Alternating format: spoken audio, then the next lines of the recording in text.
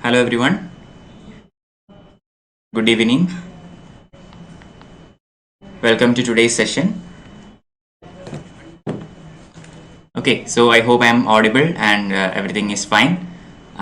We are continuing with the UPSC CSE final lecture that is based on Modern India, old NCERT series.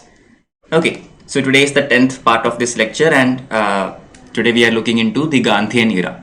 So if you remember, yesterday we have completed up to the end of the extremist phase. We looked into some of the revolutionary terrorists around that time, and today we are starting with the arrival of Mahatma Gandhi and his contributions to the Indian national movement, and everything that happened since 1915 all the way to our independence, that is 1947. Okay, so a bit lengthy portion, but I will try to focus on all the main points and complete it without too much delay. Okay, so welcome to the class. If you have any queries or questions, please feel free to put it in the YouTube live chat. I hope it is working. If you have not already subscribed to this channel, please do so. You can also subscribe to my Telegram channel. The link is given here. In this link, you will get all the class notes, PDFs, etc. etc. Okay, the link is also given beneath the YouTube description. So anyway, we are starting today's lecture, that is chapter 15, Struggle for Swaraj. Good evening, Satya. Welcome. So the growth of militant nationalism. So this is what we saw yesterday. Okay, from the beginning of the 20th century, the moderate era changed into the era of militant nationalism or the extremist era. Okay, and a new political situation was emerging in the country, and that too played its part. And finally, the militant nationalists also could not get the mass base that it wanted, and finally that too waned out, which was to be replaced by the third phase of the Indian national movement, that is the Gandhian phase.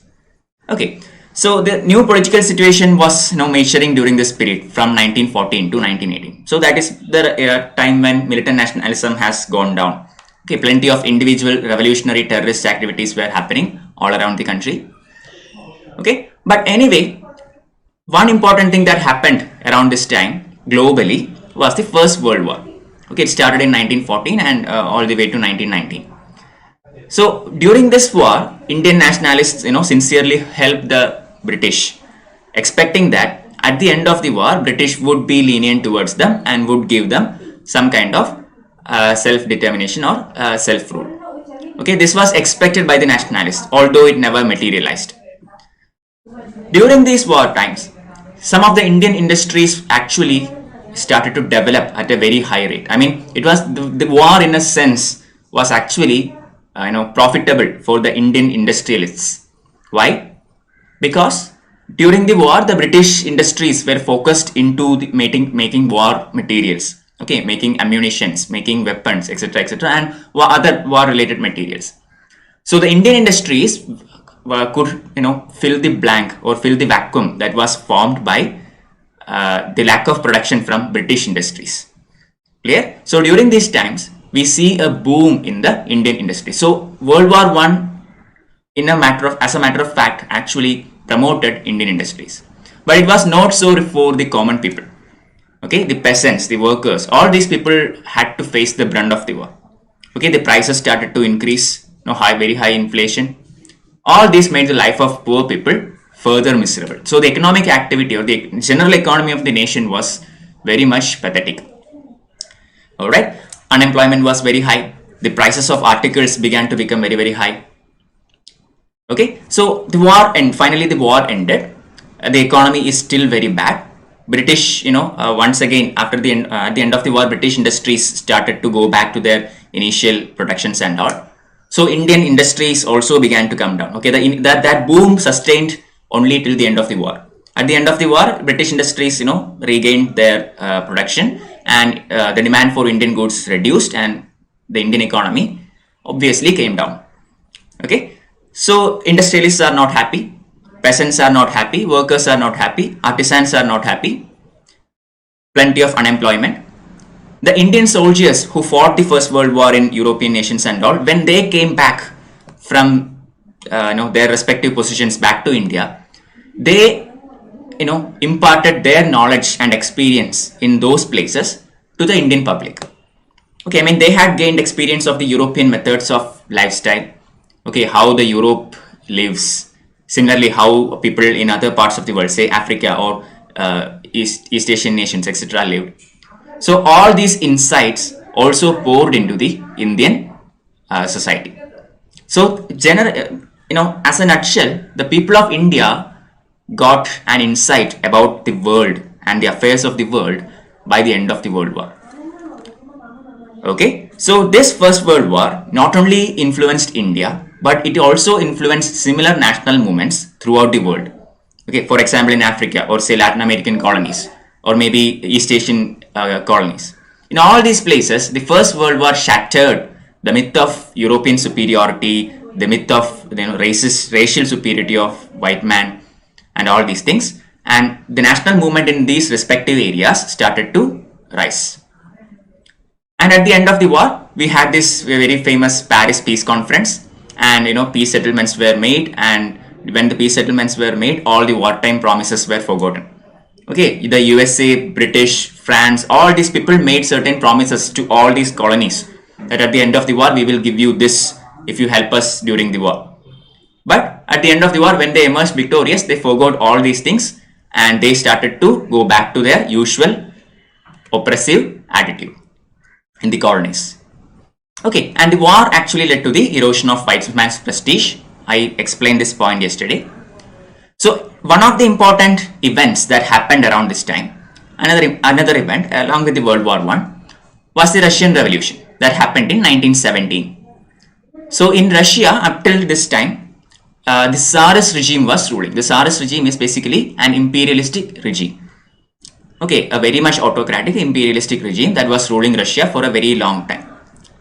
So in 1917, the Russian Revolution happened, and the Bolshevik party, okay, the Communist party, led by Vladimir Lenin, overthrew the Tsarist regime and took control over Russia. And they declared the formation of the first socialist state, that is the Soviet Union. Okay, so in 1917, the Russian Empire collapsed and in its place came the USSR, that is the Soviet Union. Okay, this was done by under Vladimir Lenin. And this was history. Why? Because a people's movement has replaced a Tsarist regime, an imperialistic regime. Okay, it was the people. I mean, the Communist Party or the Bolshevik Party was, made by the people, a people's union. And this struggle by the people has managed to bring down one of the biggest imperialistic powers in Europe, that is Russia.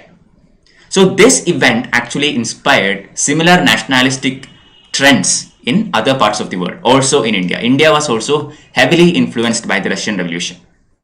Okay, and this electrified the colonial world by unilaterally renouncing its imperialistic rights. So this was one thing Vladimir Lenin did after he got power. Once he gained power, he actually, renounced all of the Russia's imperialistic powers. He gave self-determination to previous colonies of Russia. He withdrew Russia's claims on certain parts of China. So overall, this new government or this new regime gave some kind of maybe not exactly democratic, but some kind of self-rule to all its previous colonies, its adjacent countries, etc., etc. So the imperialism which was practiced by Russia met an end in 1970. Okay, so the nationalist movement in India too was influenced by similar events that happened around the world. The government was very much unaware about this, change in trend. The government means the British government which is ruling India. Okay, the government understood what was going on. The British government could not do anything in Russia because Russia was fighting in the side of Britain at that time. Okay, in the First World War, Russia was in the side of Britain. So they were allies. Okay, so the government was aware of what was happening in India, and obviously the government wanted to repress it. They did not want this nationalist ideas to propagate. They did not want this anti-imperialistic sentiments to rise up. So they began to use their usual tactics, that is the carrot and stick policy. Okay, I think I explained this policy yesterday, the carrot and stick policy.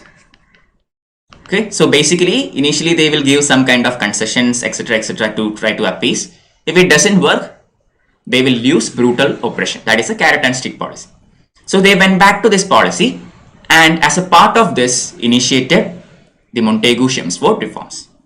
This is the reason why Montagu-Chelmsford reforms came to be. This is a part of British policy of carrot and stick. This reforms, also known as the Government of India Act of 1919, granted several concessions in various fields of India. But as in general, this was very much disappointing. I mean, the Indians asked for a huge lot, and the British gave them, the minuscule of all that. That was the Government of India Act of 1919. Nobody was happy with it. Okay, so the provincial legislative councils were enlarged and majority of the members were to be elected. Some of the demands that Indians were asking since the 1800s, okay, those demands are being given now as concessions. Okay, so nobody really was happy with these kinds of reforms. You have to study about the basic points and all of this particular reform. Please refer to the Lakshmikant textbook or the Spectrum textbook for that. But the important points are given here. One is the enlargement of provincial legislative councils with elected members. Diarchy in provinces. Okay, this is a very important point, diarchy. So what is this diarchy? There is actually two kinds of subjects. One is reserved subjects and other is transferred subjects. You all know this already. Okay, so what is this reserved and transferred subjects? Reserved means those subjects which are under the control of the British government, that is the reserved subjects. For example, foreign affairs, defense, finance, or communications. These things are directly under the control of British. So these are reserved subjects, not given to provinces. And then there are transferred subjects. Those subjects which are transferred to the legislative assembly or the elected members. Okay, and these subjects included education, then similar public utility things such as social welfare, health, and all these things. Okay, so these subjects were transferred. So the Indian part or the legislative councils could actually take decisions and implement all these transferred subjects, while the reserved subjects, the main subjects, the important subjects which are required to rule the country, remained in the hands of Britain. Just think about it. Finance, for example. Without finance, nothing is working. Nah? Finance is one of the most important, most core subjects of all. If it remains with Britain, Britain can directly or indirectly control everything else. So it doesn't matter if education is given to Indians. If adequate funding is not given from finance department, it is useless. Okay, so British still had effective control over India. But as a concession, just as some kind of illusion, they gave certain concessions to Indians. The governor retained complete control over the finances and could overrule ministers on any grounds that he considered special. See, the ministers could be Indians. Okay, some of the ministers could be Indians. But even then, the governor general in the center and the governor in the states had complete veto power and overruling power in all these things. At the center, there were to be two houses of legislature, the lower house, the legislative assembly, and the upper house, the council of state. So the states were also given representation at the center. Okay, the bicameralism. This feature is called bicameralism. It is very much present now also. We have Lok Sabha and Rajya Sabha. Okay, Lok Sabha as the representation of people, and Rajya Sabha the representation of states. So the legislature has virtually no control over the Governor General and his Executive Council. Okay, I mean they had effective veto, they have complete authority, special overruling powers and all. So Governor and his council, Governor General and his council had supreme power in India. At this time, Indian National Congress met a special session, okay, on August 18th at Bombay. under the presidency of Hassan Imam. Okay, when this Montagu Chelmsford reforms were announced, INC met a special session on Bombay. Annual session of INC happens in December. Okay, it happens generally in December. So special sessions are convened in case of some particular events.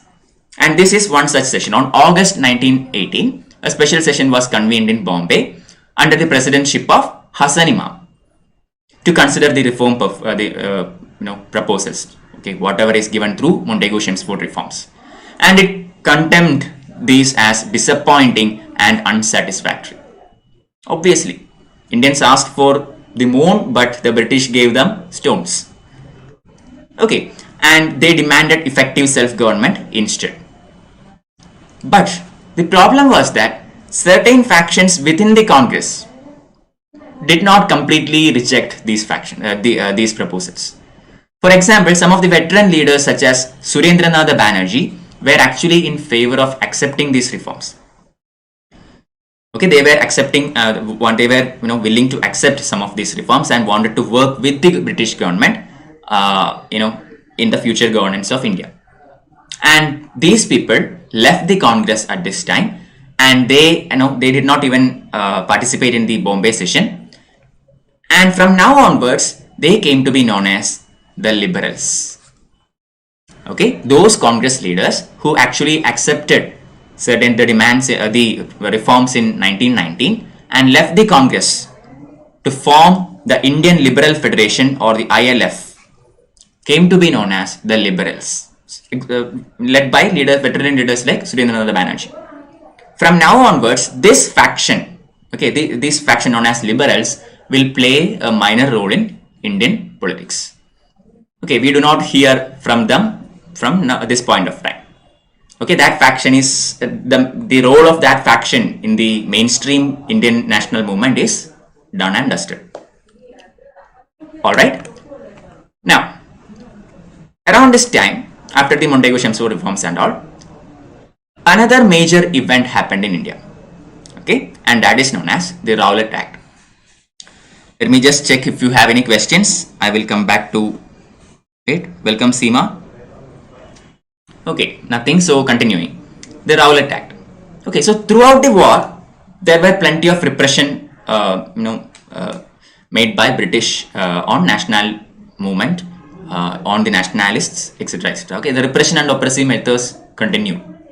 So it passed this Rowlatt Act in the Legislative Council, even though every Indian member of the Central Legislative Council opposed it.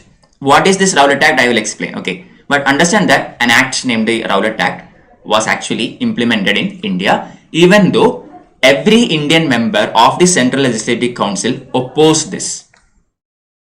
Clear? Three of them, Muhammad Ali Jinnah, Madan Mohan Malviya, and Mazhar-ul Hulq, resigned their membership of the council. Okay, these three people who were in the Indian Central Legislative Council at that time, they resigned from the council in protest of passing the Rowlatt Act. This particular act authorized the government to imprison any person without trial and conviction in a court of law. This is the Rowlatt Act. So basically, the British authorities had the power to take in any person as a prisoner. He or she did not have the right to be heard, or did not have the right to have a fair trial. They can capture anyone and place him or her in jail. This is Rowlatt Act, a very much authoritarian kind of legislation, a very unfair act. Okay, even now in India we have certain kinds of similar acts. For example, the UAPA, the MESA. Okay, we have plenty of such POTA, etc., etc. Similar, plenty of such acts are there in India, but not in this kind of state, but in a reduced, with a comparatively reduced authoritative power.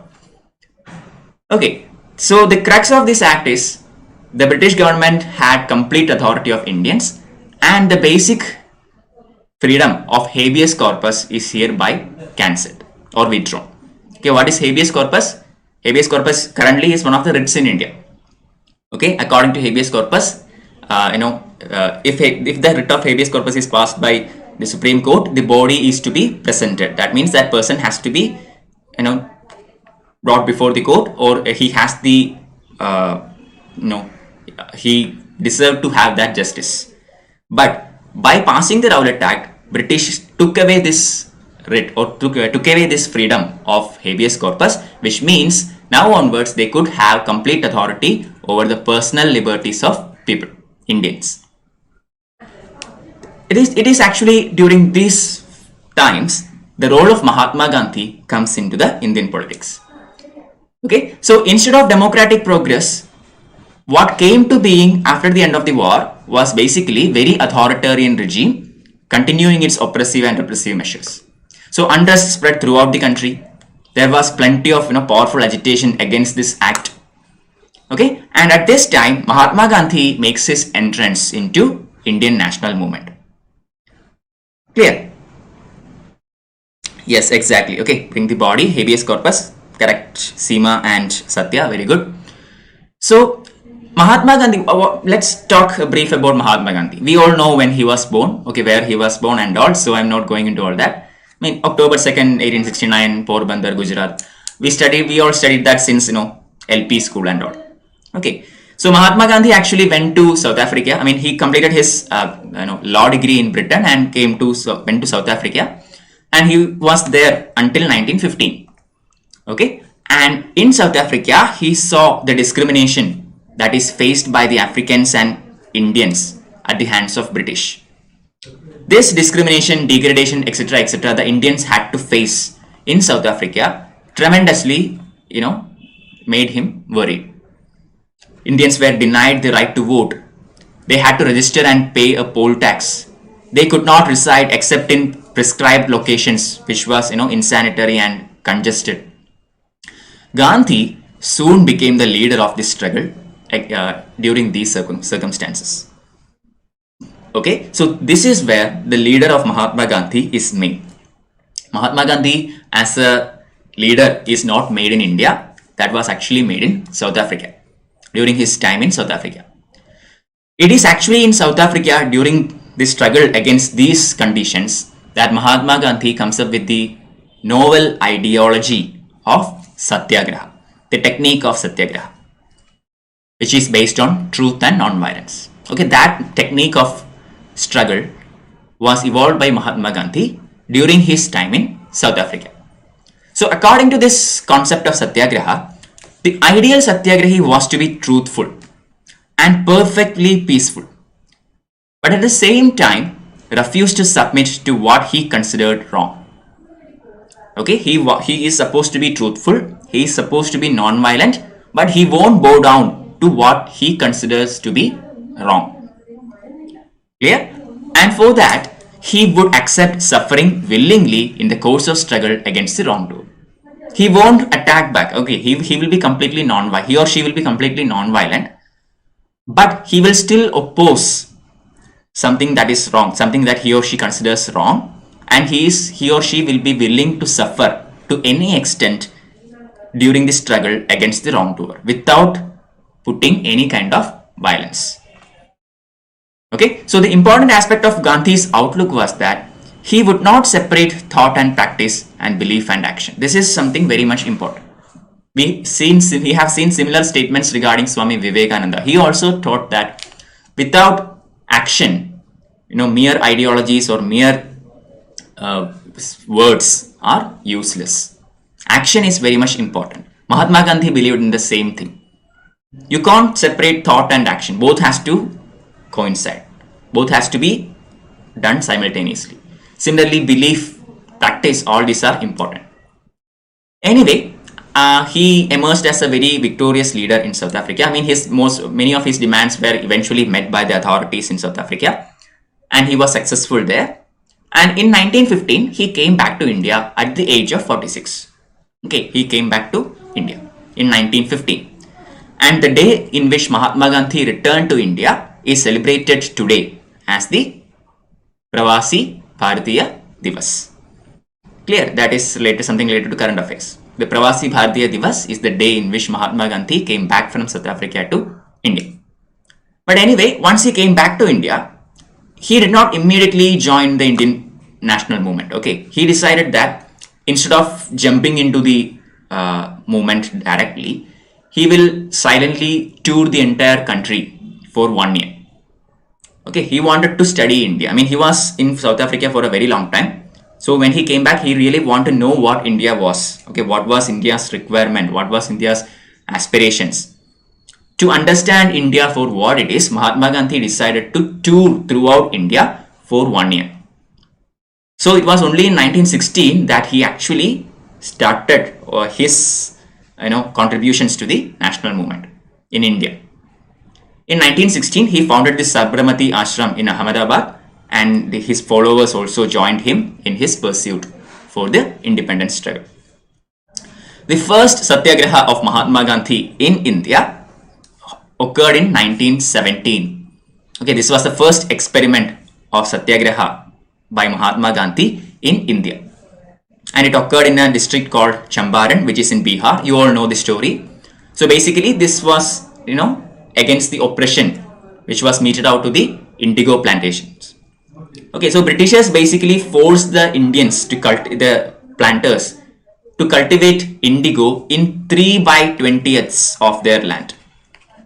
Okay, compelled to grow at least 3/20ths of their land and to sell this indigo at the price fixed by the British. Clear? This was forced on the cultivators of Champaran. This is known as the thin Katiya system. Okay, out of 23 parts were to be mandatorily cultivated on indigo, and they had to sell this indigo to British on the price determined by the British authorities. Only problem was, it was okay, but the thing is, once artificial dyes, what is this indigo? Indigo is basically a dye, okay, which was used for dyeing clothes. Clear? So when artificial dyes were, invented in Europe, the demand for indigo went down. Clear? The demand for indigo went down. So the farmers of indigo, the planters of indigo, they began to meet heavy losses. And British authorities did nothing to improve their conditions. Okay, I mean, artificial dyes are now there. So at least now allow the farmers to cultivate whatever they want in their land. Britishers did not do that. Although the prices went down, they still made it mandatory for the indigo planters to continue cultivating this indigo. So this was, very much hated by the peasants and the planters. So, when this condition continued, the planters of Champaran, they invited Mahatma Gandhi to find a solution. Okay, Mahatma Gandhi was a very popular name in India at that time because they have heard about Gandhi's achievements in South Africa. Okay, Gandhi had participated in various struggles in South Africa for various reasons, and he has been successful. And he came to India, so they know that Mahatma Gandhi, is such a person who can get things done. So they invited Mahatma Gandhi to Champaran and to see if he can find some solution to this. So accompanied by Babu Rajendra Prasad, Mazhar ul Haq, J.B. Kripalani and Mahadev Desai, Gandhi reached Champaran in 1970 and he began to conduct a detailed inquiry into the condition of peasantry. Okay, so when Mahatma Gandhi started this inquiry, British government did not like this at all. They began to they asked Mahatma Gandhi to leave Champaran immediately. Gandhi refused to do that and he started his Satyagraha, the Champaran Satyagraha. Finally, the government was forced to appoint a committee of inquiry on which Gandhi served as a member. So the Champaran Inquiry Committee or the Indigo Inquiry Committee was finally formed and Gandhi was a member of it. Clear? And it looked into the conditions of the peasants and the indigo planters and remedy measures were taken. So Mahatma Gandhi in his first Satyagraha in India was completely successful. And this Champaran Satyagraha is also known as the first battle of civil disobedience in India. Clear? Champaran Satyagraha is also known as the first civil disobedience movement of Mahatma Gandhi in India. Clear? So it was successful. So basically the first impression of Mahatma Gandhi in Indian national movement was a success. The next event was the Ahmedabad mill strike. In 1918, there was a dispute between the workers and mill owners in Ahmedabad. Okay, the reasons etc. are actually given in Spectrum, but it is not given in your NCERT, the old textbook. That is why it's not here. But basically, again, that was based on the wage and all. Okay, I will explain it when I take that textbook. But for now, understand that there was some strike or some kind of dispute between the workers and the mill owners in Ahmedabad mill. So Mahatma Gandhi was again invited to find a solution. He undertook fast up to death. Okay, at that time plague was also very much prevalent, and the plague bonus was supposed to be given to the workers. Okay, the mill owners were supposed to give the plague bonus to the workers. The mill owners not only did not give this bonus, they also started to reduce their wages. Okay, so basically the workers in this Ahmedabad mill was in a very pathetic state, and they invited Mahatma Gandhi to find a solution. Mahatma Gandhi came in. He started to he started a fast unto death, and finally a compromise was made, and the mill owners agreed to give the workers 35% increase in their wages. Initially they demanded 50%. But the mill owners were only willing to give 15%, and Mahatma Gandhi interfered, and the compromise was made at 35%. Okay, so again another victory for Mahatma Gandhi. So this is actually the first hunger strike of Mahatma Gandhi in India. Okay, Ahmedabad mill strike, the first hunger strike. Third instance occurred in Khera in Gujarat. Okay, this is the third, third Satyagraha by Mahatma Gandhi happened in the Kedah or Khera. In some textbook, it's written as Kedah. Anyway, it's known as the Kedah Satyagraha, which happened in Gujarat. This was actually more or less led by Sardar Vallabhbhai Patel. Okay, he actually resigned his practice in the, as a lawyer, and he joined the struggle in Kedah. That was also regarding revenue settlement and all. And Mahatma Gandhi, along with Sardar Vallabhbhai Patel, again they won here. They won the Satyagraha. The Kedah Satyagraha was won by Gandhi. And this was actually the first non-corporation movement of Gandhi in India. That is the Kedah Satyagraha. So look at this: Champaran, Ahmedabad, Kedah. In all these three instances, Mahatma Gandhi won in his initiative. Okay, so now people in India understood that Mahatma Gandhi is a person who can actually make things happen. So he is, immensely popular already in Indian national movement, in Indian politics. So these experiences in various places and his tour throughout India during that 1 year got Mahatma Gandhi very close with the masses. Okay, I mean during his tour in India, throughout India, Mahatma Gandhi actually came close contacts with the peasants, artisans, workers, laborers. So he truly understood what was going on in India. He understood that India is not the urban centers or the Congress working committees. India actually resides within villages. There is a very famous quote of Mahatma Gandhi which says that the soul of India is in her villages. Clear? Why? Because the majority of Indian population, which are the peasants, lives in villages. Okay, so Mahatma Gandhi got in close contacts with the masses of India, and Gandhi was the first Indian national leader who identified his life and his manner of living with the life of common man. This is very important. Just think about it. Okay, just take a photograph of the leaders at that time and look at them. Okay, every other national leader was dressed in a very high class method, like just like an upper class personality, or from a high influential family or something like that. Okay, well, suit and coat, or high funda clothing and all. But look at Mahatma Gandhi. He wore a dhoti and just a short, just like very common poor people of India. So he was the first national leader who actually identified his own life and methods with the common man of India. So it was easier for the common people of India to identify with Mahatma Gandhi rather than other political leaders. Okay, he became one among the Indian masses.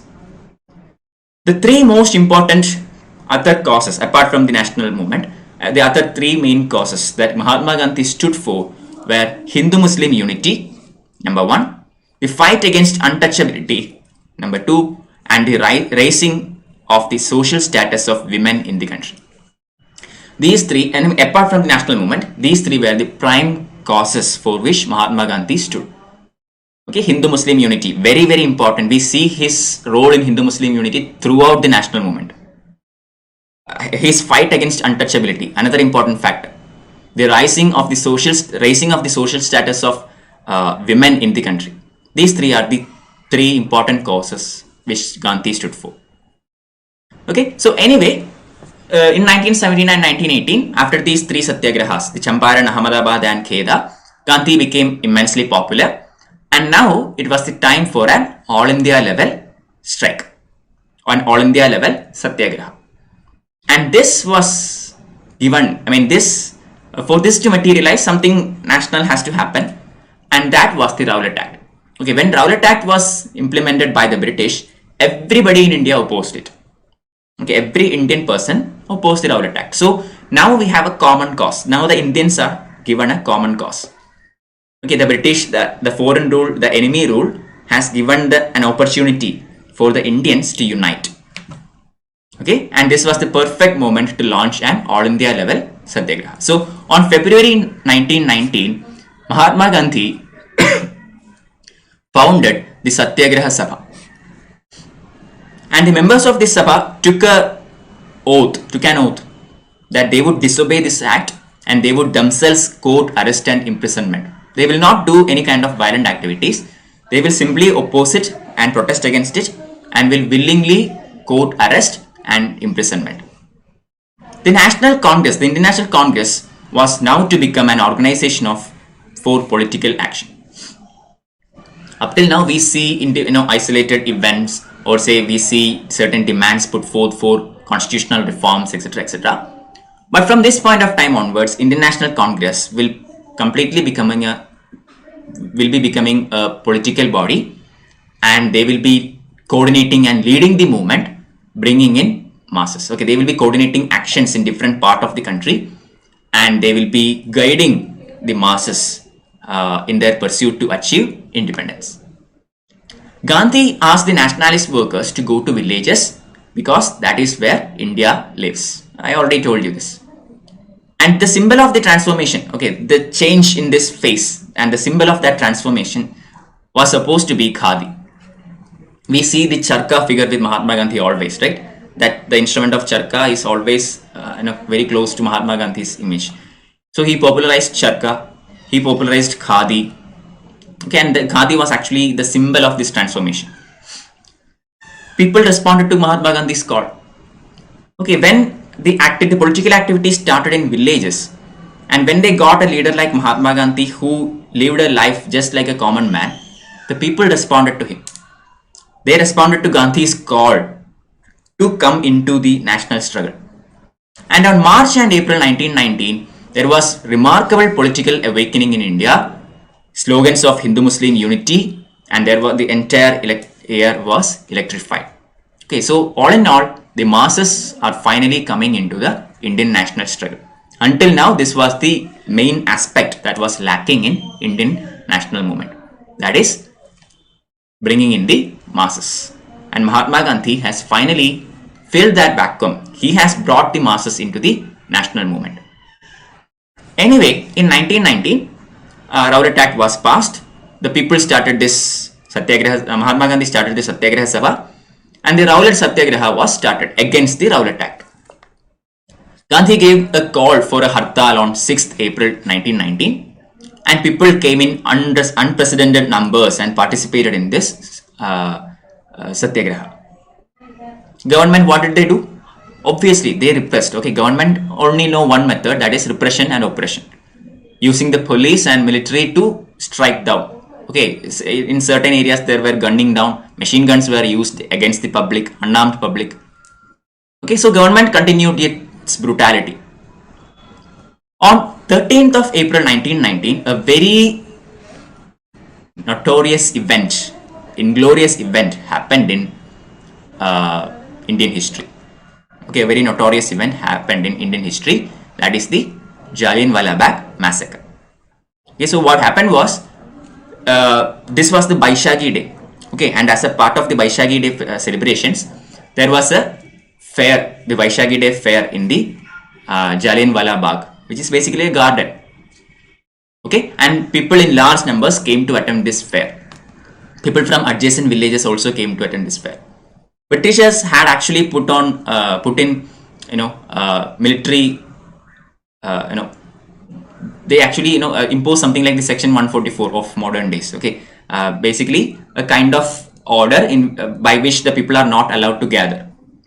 Okay, some kind of special powers were given to military and all, and people were not supposed to gather in huge numbers. But many of them did not even know about it because they were coming from adjacent villages and all, and the order was given in Amritsar. So the people in Amritsar might know it, but others may not. Anyway, people gathered in huge numbers in the Jallianwala Bagh. Around that time, people like Dr. Saifuddin Kishlu and Dr. Satyapal, very popular leaders in Punjab at that time, they were actually arrested also. So some kind of protest against this arrest was also happening adjacently, simultaneously. But anyway, a very infamous British officer by the name General Dyer, okay, he was the military commander of Amritsar. He decided to terrorize the people and he decided to take control of the situation. He went into Jallianwala Bagh and he ordered the massacre of the people. The British police was asked to fire upon the people until the ammunitions were over. Okay, according to the official report, around 349 people or something like that died, but informally, unofficially, the numbers are much larger than that. Around 1,000 plus people died in that massacre, and it actually shocked the entire territory of India. Thousands were killed, and in protest, Rabindranath Tagore renounced his knighthood. Okay, I mean, the entire society of India, the entire territory of India was shaken by this particular event. Okay, so this event also played a very important role in national movement because this kind of heinous activities by a foreign rule will automatically bring in the Indians together. Okay, so the Indians understood that the Britishers are up to no good and we have to fight them out. So more and more, so Britishers thought that they can actually use this as to terrorize the Indians and to make Indians go away from national movement. But it happened the other way. Okay, Indians came into the national movement more and more against this repression, and this led to further mobilization of national movement. Now, we have already spoken about the Muslim attitude towards national movement up till 1915 yesterday. We talked about the formation of All India Muslim League and all. Okay, so initially the Muslims were not much into education, and later they were educated. They began to become politically conscious. Okay, so this younger educated generation of Muslims, they actually began to be inspired more and more by this nationalist movement and radical methods. Okay, so they also wanted to contribute. Okay, they also want to be a part of this movement, and they also wanted their own contribution to be made. And the ground for this was given in the Lucknow Pact, which we discussed yesterday. In the Lucknow Pact, the moderate and extremist leaders of International Congress came together. Similarly, the Muslim League and INC also decided to work together to achieve Indian aspirations. So the nationalist agitation against the Rowlatt Act had touched all Indian people alike, Hindus, Muslims, etc. etc. I mean, this act was not passed against Hindus or against Muslims or anybody. It was passed against all Indians. So everybody came together to unitedly protest against Rowlatt Act. And there was remarkable Hindu-Muslim unity in this protest. Okay, they decided to forget the communal lines and all, and they began to they decided to come together and fight for what is required for both Hindus and Muslims as Indians. For example, some events of Hindu-Muslim unity, for example, Swami Shraddhananda. Okay, Swami Shraddhananda was a very staunch Arya Samaj leader. he was asked by the Muslims to preach from the pulpit of Jama Masjid at Delhi. Okay, so Arya Samaj is a very much core Hindu organization, and the leader of this particular Hindu organization was actually asked by the Muslims to come into the Jama Masjid, the mosque in Delhi, and preach from the pulpit of this mosque. Similarly, Dr. Kishlu, a Muslim, was given the keys of the Golden Temple. Golden Temple is a Sikh shrine. So the keys of this Sikh shrine was actually given to a Muslim. So forgetting the communal lines, forgetting Hindu, Muslim, Christian, Sikh, etc., people of India came together unitedly to protest against Rowlatt Act. So the national trend among the Muslims took the form of Khilafat Agitation. Okay, I talked about Khilafat yesterday briefly. So what happened was, at the end of the World War in 1919, Turkey, which was very much an Islamic nation, which had almost all the important pilgrimage sites of Islam, whose leader was known as the Caliph, or the supreme religious leader of Muslims, etc., Turkey was mistreated at the end of First World War. Thrace, one of the most important provinces of Turkey, known as Thrace, was taken away by British.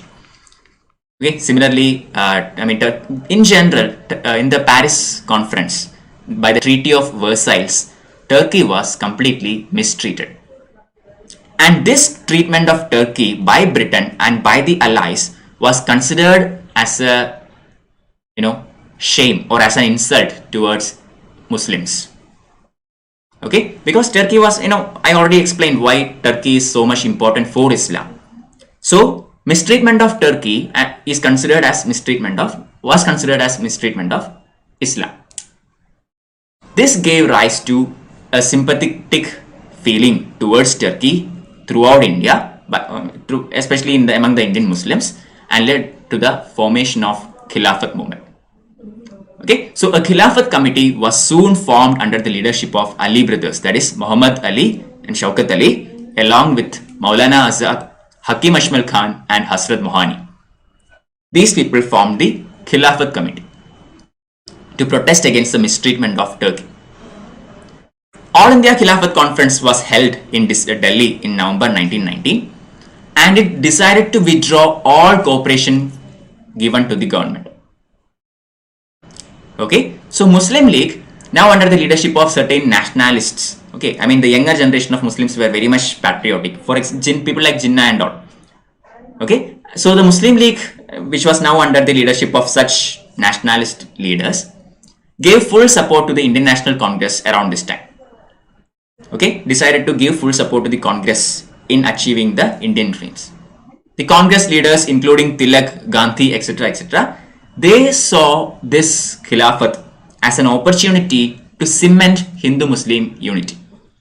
If the National Congress could take up the Khilafat issue and if it could work for the Khilafat issue, then this was a perfect opportunity to bring on board the Muslims in India.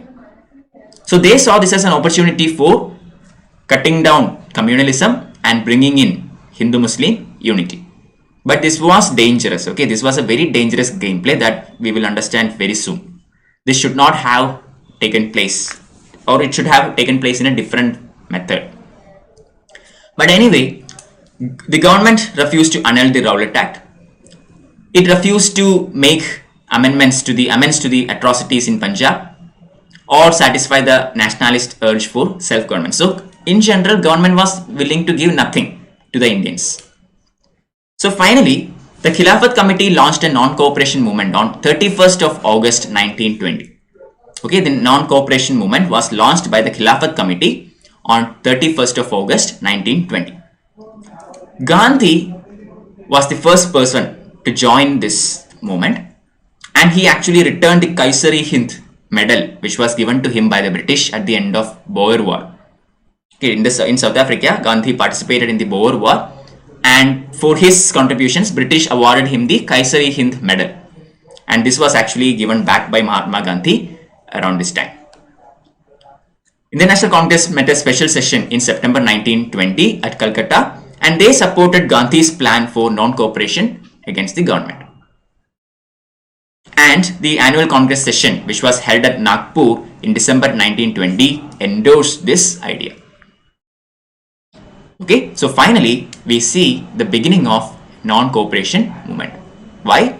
Because of the British attitude towards India and British treatment of Turkey at the end of First World War. So the Khilafat movement and non-cooperation movement happens simultaneously, parallelly. Okay, so the Nagpur session also made changes in the Constitution of Congress. Okay, the Nagpur session is very much important in the history of Indian national movement because it is the one which endorsed non-cooperation movement, and it is also the one which made certain substantial changes in the organization or the constitution of Indian National Congress. For example, provincial Congress committees were recognized on the basis of linguistic ideas. The Congress was now to be led by a working committee of 15 members. Congress membership was thrown open to all men and women of age 21 or more on the payment of 4 annas as an annual subscription. This was later reduced to 18 years. So basically they are increasing the membership. Earlier the Congress was dominated by wealthier sections, the upper class Indians and all, during the moderate era. But now anybody who gives 4 anna and who has achieved the age of 21 could become a Congress member based on an annual subscription. So the number of people in the International Congress, the membership of International Congress began to, increase very quickly. Okay, but some of the older leaders, the veteran leaders of the Congress, did not like the idea of whatever was happening, and they decided to leave Congress. Okay, they did not believe in this kind of picketing and protests and Mahatma Gandhi's methods of Satyagraha and all. They believed in the earlier methods of the moderate leaders. Okay, so since they could not keep up with the pace of national movement, they decided to leave Congress. They did not like the new turn of the national movement which the national movement had taken. They still believed in the traditional methods of agitation and political work, etc., confined in the 4 walls within the law. Okay, they wanted to continue the constitutional methods which were practiced by the moderate leaders. And these leaders who left Congress at this time included Jinnah, Kharpade, Bipin Chandrapal, Annie Besant, etc. So these prominent leaders, others or some others also are there, they all left International Congress at this time.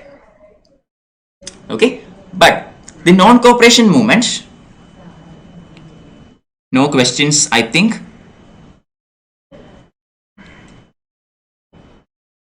Yeah, okay. Anyway, the non-cooperation movement was something very much unprecedented in Indian history. Okay, we have not seen anything of that sort in Indian history until that point of time. There was huge participation from all sections of India. Students left the government schools and colleges and they joined national colleges and schools established by nationalist leaders. For example, Jamia Millia Islamia came into being at this time. Bihar Vidyapit, Gujarat Vidyapit, Kashi Vidyapit, all these education institutions were opened as a part of non-cooperation. Okay, lawyers including Chittaranjan Das, Motilal Nehru, Rajendra Prasad, these people gave up their legal practice and came up into the national movement. The Tilak Swarajya Fund, okay, Bal Gangadhar Tilak died an year ago, and the Tilak Swarajya Fund was actually set up to finance the non-cooperation movement, and this fund was oversubscribed within 6 months. That was the kind of enthusiasm the Indians showed towards NCM. Women also came out in huge numbers and showed their contribution. Okay, bona fides of foreign clothes were made.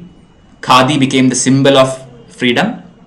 All India Congress Committee issued similar declaration that no Indian should serve in the government which degraded Indians socially, economically and politically. So the Khilafat Committee earlier had said that no Muslim should join government services, or no Muslim should serve the British government which was doing all these heinous acts towards Indians. So similar statement was made by International Congress also in 1920. Okay, so there was a call for abandoning government positions and joining the national movement. The Congress permitted Congress committees of provinces to start civil disobedience or disobedience of British laws, including non-payment of taxes, if in its opinion people were ready for it. Okay, the NCM was supposed to be, added along with a kind of civil disobedience also. Okay, NCM was supposed to transform into a CDM, or at least both was supposed to happen simultaneously. So the Congress committee allowed the provincial committees to take decisions on its own. If it thinks that the people in that area is ready to take it into a civil disobedience movement, they can do so. They did not want, without the permission of the central committee, they can take that decision in the provinces itself. Obviously, the government reacted. The British government took to repression and used brutal methods to subdue this kind of movement. The Congress and Khilafat volunteers were declared as illegal. All the important nationalists except Gandhi was behind the bars. Apart from Mahatma Gandhi, almost all the important and major mainstream leaders at that time were taken into prison. The non-cooperation movement had huge mass support. It spread to all nook and corner of India. Akali Moment also happened parallelly to this. I think you already know what Akali Moment is. I explained it in the previous class, so I'm not going into depth today. Similarly, like Akali Moment in Punjab, we have Mopla Rebellion in Malabar region of Kerala, that is northern Kerala. Okay, Mopla Rebellion is also very important, related to current affairs also. We are having the 100th anniversary of that event this year. Okay, it happened in 1921 and this is 2021. So before going for UPSC, study about Mopla Rebellion. Okay, so Mopla Rebellion happened. It was an anti-Zamindar movement which eventually became a communal movement. Okay, we will look into it in depth later. But anyway, that happened in Kerala. On 1st February 1922, Gandhi announced that he would start a civil disobedience movement along with the NCM if within 7 days the political prisoners were not released and press was free. If the political prisoners were not released within 7 days and if the restrictions on the press were not withdrawn within 7 days, Mahatma Gandhi announced that he will start a CDM along with NCM. But something terrible happened in 5th February that year in 1922. This is known as the Chauri incident. So what happened? What happened was in Chauri, the British police fired to an unarmed mob. Okay, around 53 persons were killed or something. Okay, so the mob became very angry and this angry mob marched towards the police station in Chauri and they set fire to the police station. Around 22 policemen were killed in that fire, burned alive. So 22 policemen were burned alive in the Chauri incident. So Mahatma Gandhi was shocked to hear this. He understood that the people of India is not yet ready for the kind of Satyagraha he was, and he has envisioned for India. He understood that people of India has not clearly understood the concept of Satyagraha. A Satyagrahi should never take on violence. He is supposed to suffer everything and court arrest, court imprisonment, etc. etc. Okay, violence is never a method of Satyagrahi. So Mahatma Gandhi, upon hearing this terrible incident, he decided to withdraw NCM. He decided to suspend the national campaign. And the Congress Working Committee met at Bardoli in Gujarat on 12th of February and passed the resolution stopping all activities which would lead to the breaking of laws. So the CDM part was completely cancelled. Okay, and the NCM was also to be withdrawn. It urged the congressmen to donate their time in the constructive programs such as popularization of charkha, national schools, temperance, etc. etc. Okay, so they decided to stop NCM, or they decided to suspend NCM and focus their energies into constructive programs. Stopping NCM doesn't mean sitting idle. Instead, focus on constructive ideas. popularization of charka, khadi, popularization of national schools, etc. etc. This withdrawal, this decision by Mahatma Gandhi met with mixed reception. Okay, some people in the Congress and some, in general, some of the nationalist leaders was, in agreement with Mahatma Gandhi. Some others were not happy with it, especially the younger sections like Jawaharlal Nehru, etc. etc. But anyway, afterwards, Mahatma Gandhi was also imprisoned. He was sentenced to about 6 years imprisonment after a trial. Alright, and very soon the Khilafat question also lost its importance. Okay, the NCM and Khilafat movement were going on simultaneously, and NCM was withdrawn earlier itself. And after about 6 months, Khilafat question also lost its importance, because in Turkey, a person known as Mustafa Kemal Pasha, he took on power. Okay, he captured power. He separated the state from the religion, thereby abolishing the caliphate, and he made Turkey into a secular state. Granted, extreme rights to women, granted all kinds of, he initiated more policies for agriculturists, etc. etc. And basically, Mustafa Kemal Pasha completely modernized Turkey. Okay, so by that event, the question of Khilafat lost its importance. So Khilafat agitation also subsided in India. But Khilafat agitation had made an important contribution to the non-cooperation movement. That is, it brought the urban Muslims into the nationalist movement. Okay, Khilafat movement may have lost its importance, but it still played a very vital role in Indian history. That is, bringing the urban Muslim class into national movement. But some historians actually criticize this. Okay, criticize having mixed religion with politics. This was what happened in 1920s. Okay, during NCM, the Indian National Congress leaders, including Mahatma Gandhi, took on the Khilafat cause also. It was nice. It was good in the sense it will bring in Muslims into the national movement. But the problem was that the underlying cause for Khilafat was not political. It was religious. So they were using a religious base, or they were using a religious issue to try and bring in political unity. This was dangerous. Okay, they should never have taken up a religious cause, or at least they should have tried to transform it into a secular cause. Nothing was done, unfortunately. So what we see is the communalism, the communal aspect among the Indian masses will start to come up very quickly after the end of NCM, because the political leaders took up religious cause. So that was a dangerous play, at least according to certain historians. So national leadership, however, failed to some extent in raising religious political consciousness of the Muslims to higher plane of secular and political consciousness. So the spread of anti-imperialistic feelings among the Muslims was not actually transformed into something secular, but instead it remained as a religious issue. Okay, so the Khilafat was supposed to be anti-imperialist because Britain was the cause of all this, and Britain was an imperialist nation.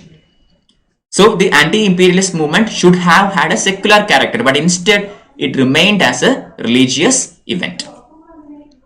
So the national sentiments and the national movement had now reached the remotest corners of the land. That is true. Okay, I mean, after the NCM, the entire India, entire population has now come into the national movement.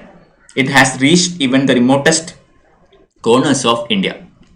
The educated Indians has learned that they can actually rely on their own people. Earlier, the Indians thought that the common man is not educated for such a movement. They are not politically conscious, etc., etc. So everything was kept in the hands of few influential, educated, upper class Indians. But now they too understood that the Indian masses can be relied upon.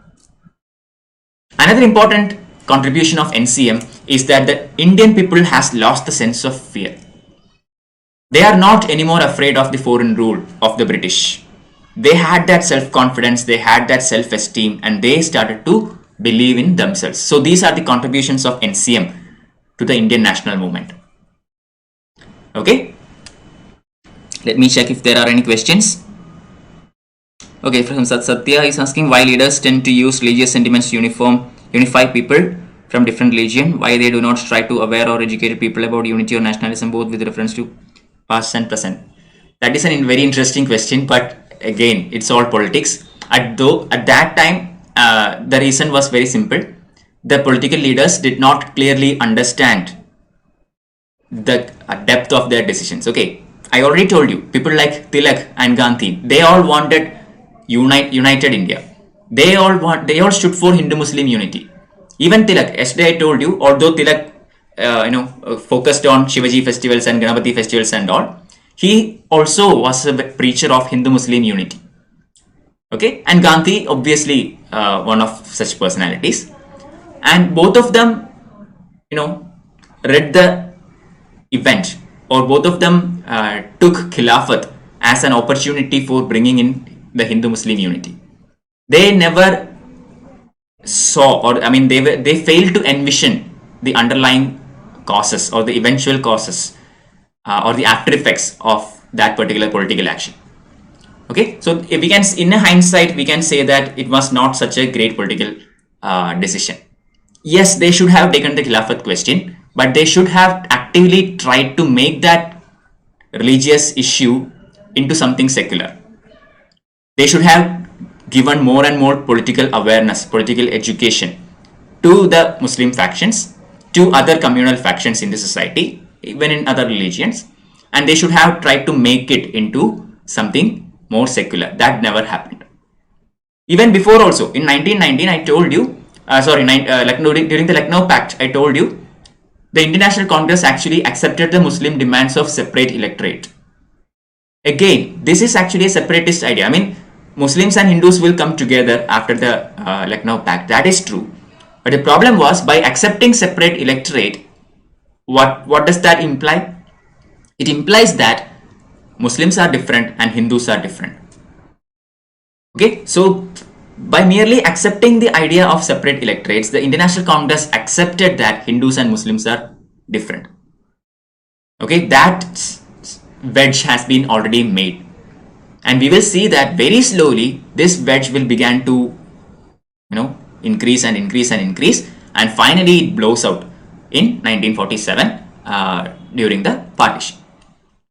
Even now, this is something that happens everywhere. Okay, you should never mix politics with religion, and whenever that happens, it has very huge consequences.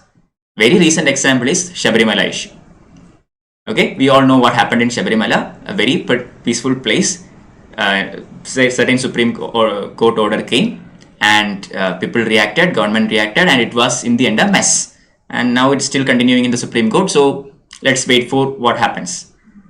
Okay, so anyway, politics and religion should be kept apart and separate. Even in Turkey, just think about what is happening in Turkey in these days. What Mustafa Kemal Pasha did in those times, some of it was undone very recently in Turkey by Tayyip Erdogan. Okay, what happened to Hagia Sophia? All those things, I hope you have read in the newspapers and all. Otherwise, please, read on those topics also. But anyway, continuing with the lecture, the Swarajists. So, serious differences started to arise among the Congress leaders after the NCM was withdrawn. Some of the leaders wanted to go into constructive activities, just like Mahatma Gandhi wanted. Some others did not like the idea. They wanted to do something else. Especially people like C.R. Das and Motilal Nehru. Sorry, spelling mistake here. Motilal Nehru. Okay, so the nationalists should end. They said that the nationalists should end the boycott of legislative councils, enter them, and obstruct them from within. Okay, until now the Congress had a general idea that they will not enter the legislative councils. They will boycott the legislative councils because nothing was granted in 1919. The Britishers also refused to make any amends to the atrocities committed during 1919, etc., etc. So in general, they boycotted the council entry, and now the people like C.R. Das and Motilal Nehru wanted to, stop or end this boycott, and wanted to enter the council and obstruct it from within. But other leaders, the pro-Gandhi leaders such as Vallabhbhai Patel, Ansari, Rajendra Prasad, etc., these people are known as the no changers. They wanted to continue the current method of action. They wanted to continue boycotting the council entry, and they emphasized on constructive program. Okay, so these people are known as no changers, and people like Motilal Nehru and C.R. Das are known as pro changers. Anyway, finally, we see another split. Not exactly a split, but a kind of a split. In December 1922, Das and Motilal Nehru formed the Congress Khilafat Swaraj Party. Okay, and Das was the president and Motilal Nehru was one of its secretaries. The new party was actually supposed to function within Congress. That is why I said it is kind of split, not exactly a two-way split. Okay, the party was formed, but the party did not completely abandon Congress. It decided to work within Congress. Both Congress and Swaraj's party had almost similar ideologies and methods, except on one thing. That is, Swarajis are willing to enter the council. INC is not willing to do that. That is the only difference between the ideologies and working of Swaraj's party and Indian National Congress. And Swarajis actually did well. Okay, they participated in the elections and they got tremendous victory. They got 42 out of 101 elected seats in Central Legislative Assembly. Okay, very excellent performance overall in that election. In March 1925, they even succeeded in electing Vittalbhai Patel, a leading nationalist leader, as the president of the Central Legislative Assembly. Okay, an Indian was actually elected as the president of CLA because of the activities of Swaraj's party. So they did contribute to Indian national movement in certain aspects, within the government. But problem was that their work failed to bring the masses or the middle class into active politics.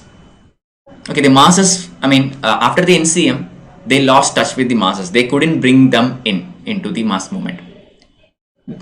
It's not just pro changers, the activities of no changers also did not have much impact on the national movement around this time.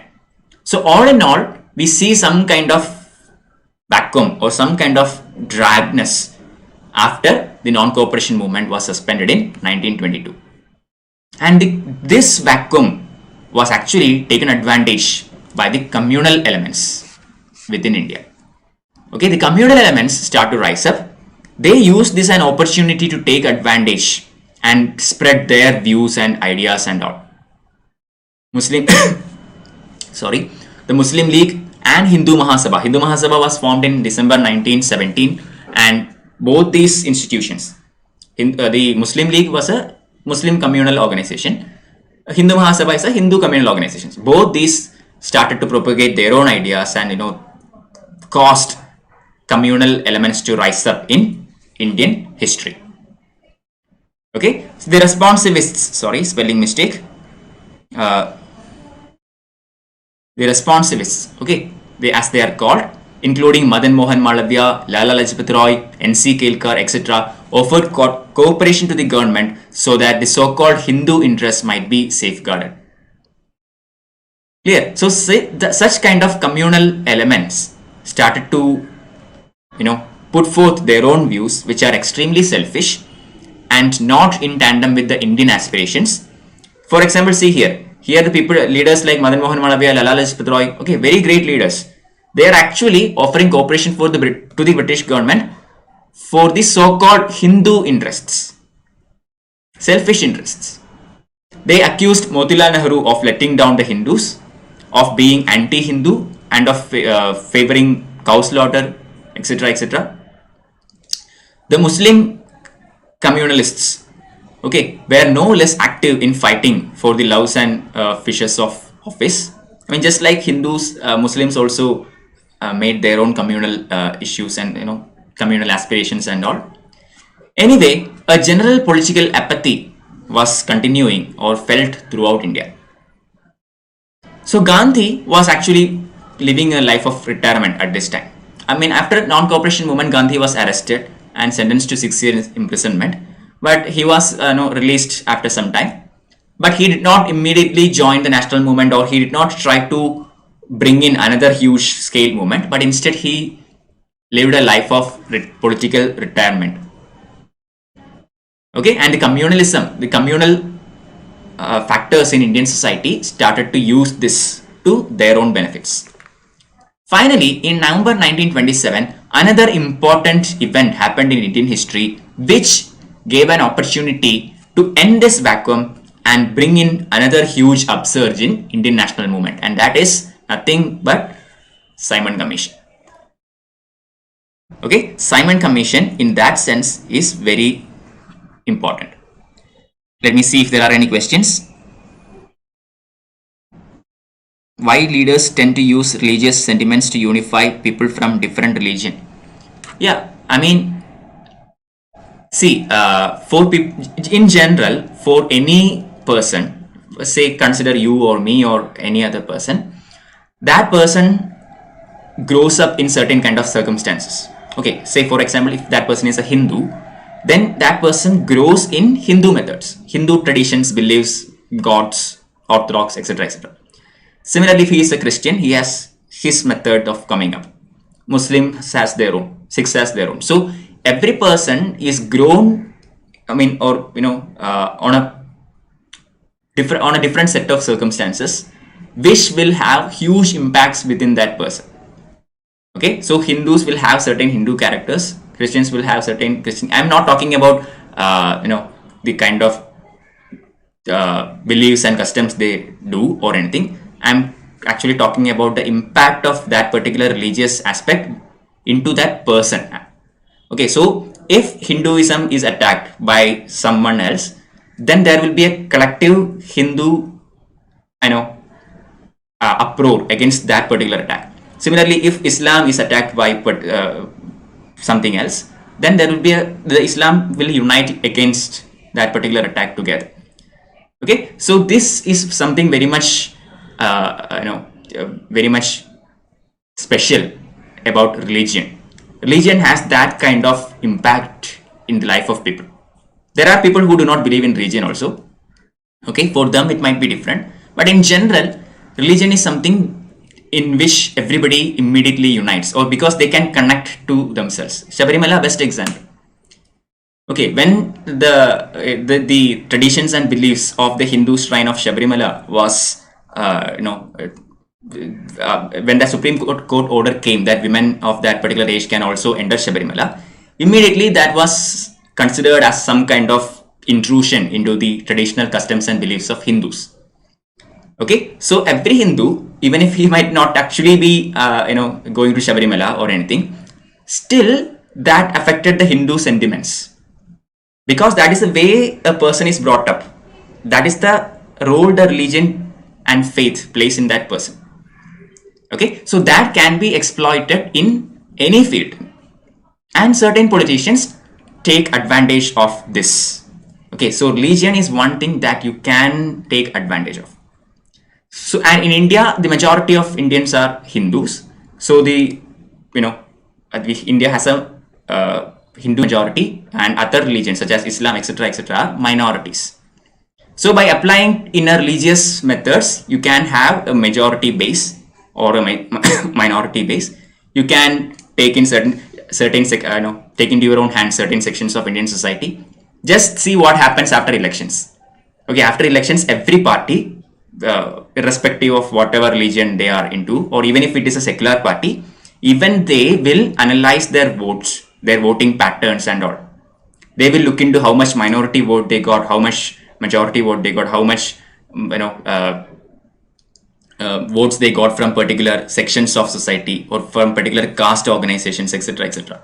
We see these kinds of readings in newspapers. In Kerala, the election results came in just day before yesterday, and we already see that all these parties, Congress, Communists, etc., are analyzing their voting patterns and all. Why? Because religion is still very much relevant in India and will have a huge impact in politics also. During elections, we see that certain leaders goes to churches or important religious leaders, etc., etc., to gain more votes. Okay, so religion is a very integral part of India, and if it is not used in a good sense, it will lead to huge catastrophes, and if it is used well, it could coexist peacefully throughout the country. Okay, so anyway, continuing with the lecture, the second non-cooperation movement. So this is basically the civil disobedience movement. Okay, it has some non-cooperation aspects in it, but in your NCERT, the title is the second non-cooperation movement. But before moving on to civil disobedience movement, we have to look into certain other activities that happened around the Simon Commission era. So this is the time, this political vacuum, and around 1927 and all, we see that a new left wing in Congress under the leadership of Jawaharlal Nehru and Subhash Chandra Bose starts to come up. So the younger factions of Indian National Congress is inspired by socialist ideas or the left wing ideas, communist ideas or the Marxist ideas of Russian Revolution, etc. I already told you, inspired Indians. So this gives some kind of socialist inspirations to younger factions, especially younger factions. Clear? So the Indian youth became very much active around this time. The first All Bengal Conference of Students was held in August 1928 and was presided by Jawaharlal Nehru. The first All India Youth Congress was met in December in the same year. The examples from Russian Revolution aroused the interests of many young nationalists. M.N. Roy, for example, became the first Indian to be elected to the leadership of the Communist International. M.N. Roy was one of the pioneers of communism in India. Okay, in 1924, the government arrested the Muzaffar Ahmad and S.A. Dange, two prominent communist leaders, for spreading communist ideas in India, and this is known as the Kanpur conspiracy case. Similarly, in 1925, the Communist Party came into existence. Okay, so all these things happened during this vacuum in India. In November 1928, in 1928, I'm not exactly sure about the month, the Bardoli Satyagraha happened. And this was actually led by none other than Sardar Vallabhbhai Patel, although Mahatma Gandhi had some influence in that. Okay, this was basically a no tax campaign related issue, and Sardar Vallabhbhai Patel actively interfered in that, and this is where he gets the title of Sardar. Okay, until then he is Vallabhbhai Patel, and people actually gives him the title of Sardar for his influence during this event. Along with these socialist movements, we also see rapid growth of trade unionism under the leadership of All India Trade Union Congress or AITUC, which is still there. We see plenty of strikes happening throughout the country by peasants, by workers, by trade unions, etc. etc. Best example is the strike that happened in Tata Iron and Steel Works in Jamshedpur. Subhash Chandra Bose played an important role in the settlement of this strike. Then there is the Bombay Textile strike, which was again led by communists. Around 5 lakh workers came out during this strike. Revolutionary terrorism also started to play its role around this time. Okay, whenever there is that vacuum or whenever the people are frustrated, immediately the youth will tend to go into more radical methods. Earlier also we saw that when the extremists also did not produce results, it led to revolutionary terrorism. During, we talked about Baga, Jadin, etc. etc. yesterday. So here also such a trend happened around 1920s. And this led to the establishment of the Hindustan Republic Association or HRA in October 1924, which organized an armed revolution also known as, it also took part in the Kakori conspiracy case. What is this Kakori case? It is related to the train robbery. Have you seen the movie Rangte Basandi? I know you have all seen that movie, and whatever is happening in that movie is the Kakori conspiracy. Okay, and after this, people like Ram Prasad Bismil and Ashfaqulla, etc. were hanged to death. In 1928, under the leadership of Chandrasekhar Azad, this organization changed its character from a pure revolutionary organization into a socialist organization and was renamed as Hindustan Socialist Republican Association or HSRA. Same association changing its character into a new name. And here we see prominent revolutionaries like Bhagat Singh, etc., coming into play. And Bhagat Singh and Azad, along with Rajguru, they actually took part in the assassination of a British police officer named as Sanders. Okay, so why did they kill Sanders? Because during the anti-Simon Commission protests, okay, I will talk about Simon Commission in a moment, but in the anti-Simon Commission protests, Lala Lajpat Roy was beaten heavily in his chests and all. During the Lathi charge, Lala Lajpat Roy received heavy blows into his chests and eventually he died out of that injuries. Okay, and in response to this, as a revenge to this, Bhagat Singh, Azad and Rajguru and such revolutionaries, they actually assassinated a British police officer named Sanders. And I mean, they were caught and they were hanged. Okay, Bhagat Singh, Azad and Rajguru, etc. were killed. Azad was not hanged, he was shot dead, but Bhagat Singh, Rajguru and Sukhdev were hanged. Anyway, Bhagat Singh and B.K. Dutt threw a bomb in Central Legislative Assembly on 8th of April 1929. They wanted to protest against the passage of Public Safety Bill, which would have curtailed further civil liberties. In April 1930, a raid was organized on the government armory at Chittagong under the leadership of Surya Sen, also known as the Chittagong Armory Raid. This was organized in Bengal by a personality known as Surya Sen. There were plenty of attacks on plenty of government officials, etc. But one important feature of the revolutionary terrorist activities in Bengal was the participation of women. Plenty of women came forward in the revolutionary terrorism in Bengal at that time. Jatin Das already we talked about yesterday, and he actually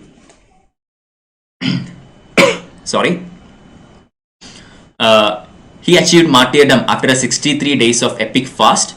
Bhagat Singh, Sukhdev and Rajguru were executed on 23rd March 1931. Chandrasekhar Azad was killed on a shooting encounter in Allahabad on February 1931. Surya Sen was arrested and later hanged in February 1933. So revolutionary terrorists will never win. Okay, I mean, they inspires Indians. I mean, they brings in the masses and fills the hearts of the masses with pride and hope and all. But revolutionary terrorism is one method that can never achieve its goal.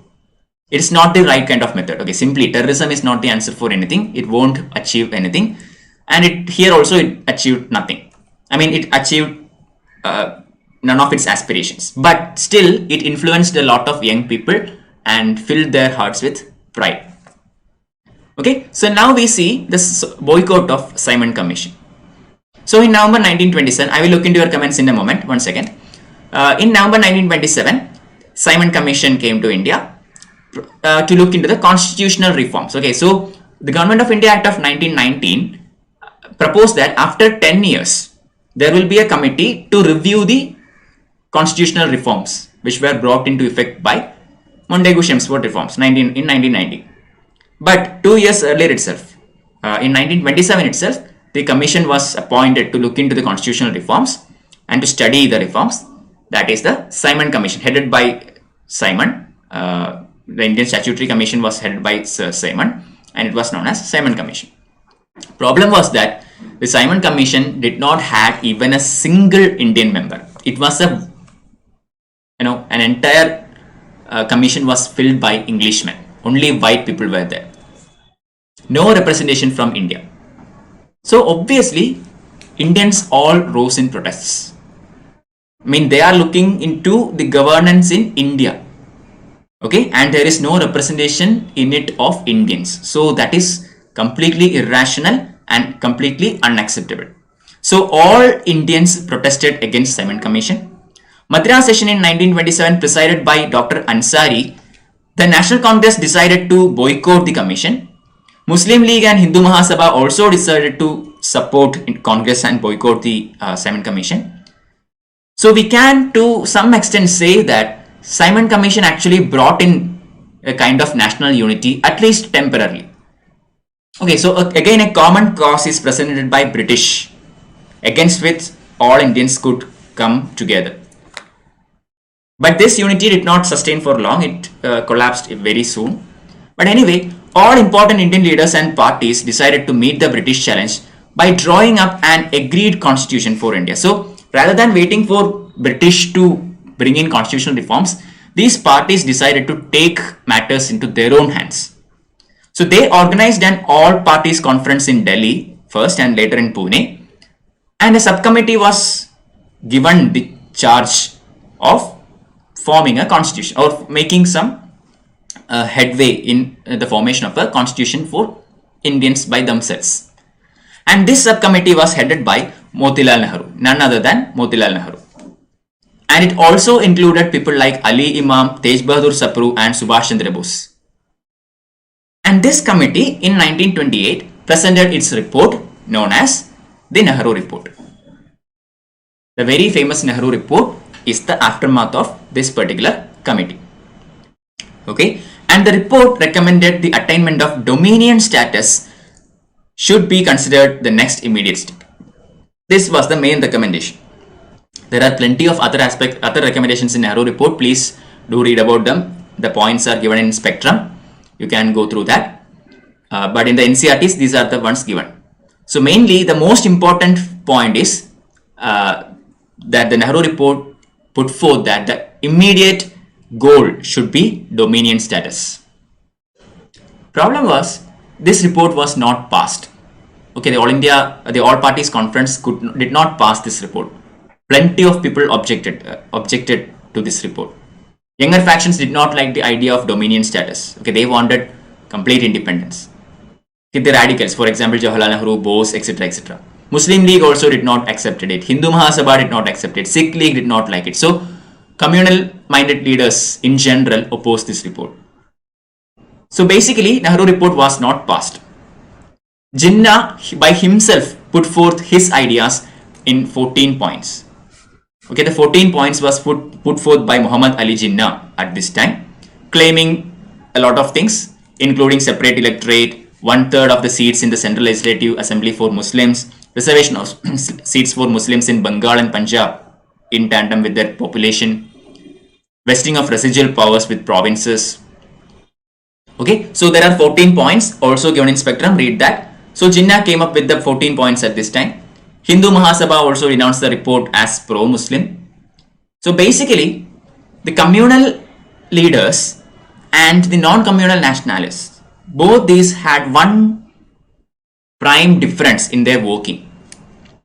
Okay, so there existed one basic difference between the politics of nationalist leaders and the politics of communalists. The nationalist leaders carried on a political struggle against the alien government to win political rights and freedom to the country, while the communalist leaders looked to the foreign government for support and favors. This was the basic difference. The communal elements in India supported the government as long as the communal aspirations are fulfilled.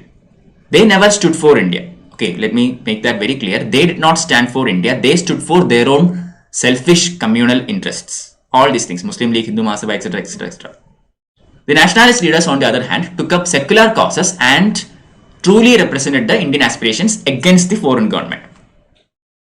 So anyway, there was a popular upsurge against the Simon Commission, and it gave some kind of political unity, at least temporarily. It was immediately collapsed after the Nehru Report.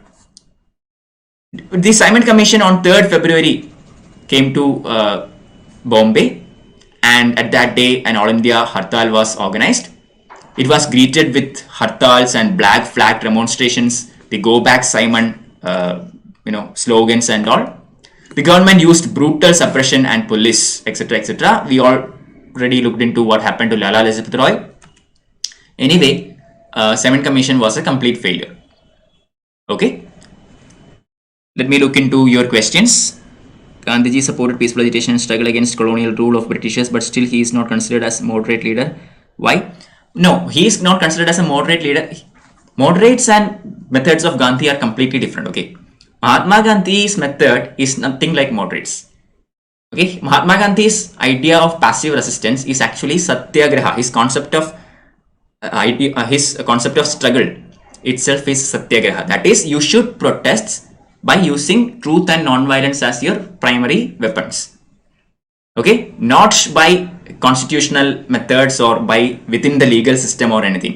Mahatma Gandhi was in support of civil disobedience movement. Moderate leaders will never accept it. Civil disobedience movement means what? Civil disobedience means what? Going against the government laws and all, breaking the laws. Salt law was broken in CDM, for example. Similarly, certain other land revenues were not supposed to be paid, rents were not supposed to be paid. All these are part of CDM. The kind of Satyagraha mentioned by Mahatma Gandhi has all these methods of passive resistance. Moderate leaders, on the other hand, puts up their work within the law, within the ambit of law. They do not like protest. Just think about what we learned yesterday. During the Swadeshi and boycott movement, the moderate leaders did not want that to spread beyond Bengal. The extremist leaders want to take it into an all India level and spread it out of Bengal. Moderates opposed it. Why? Because they did not believe that kind of methods, believe in that kind of methods. They did not like that methods of protests and all. They wanted to do their protests within the ambit of law, within constitutional methods and means. Okay, so this is an entirely different phase. The moderates, the extremists and the Gandhian phase, these three are completely different from each other. Okay, Mahatma Gandhi was not a moderate because although his method of action was very much non-violent and very much peaceful, his method of struggle was nothing like moderates, but instead very much, in a sense, offensive against the British.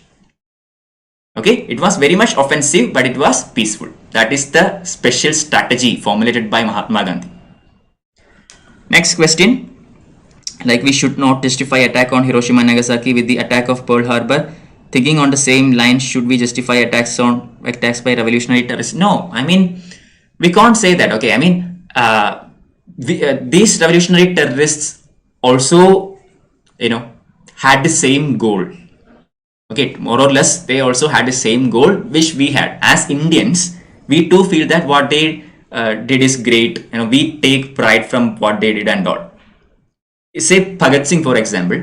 Bhagat Singh threw bomb in the council, killed Colonel Sanders, etc., etc. These things, I mean, we should not be encouraging that kind of activity in today's modern day, right? If government does something that is not appropriate or that is not something we like, we shouldn't encourage throwing bombs and all. That is obviously a bad thing to do.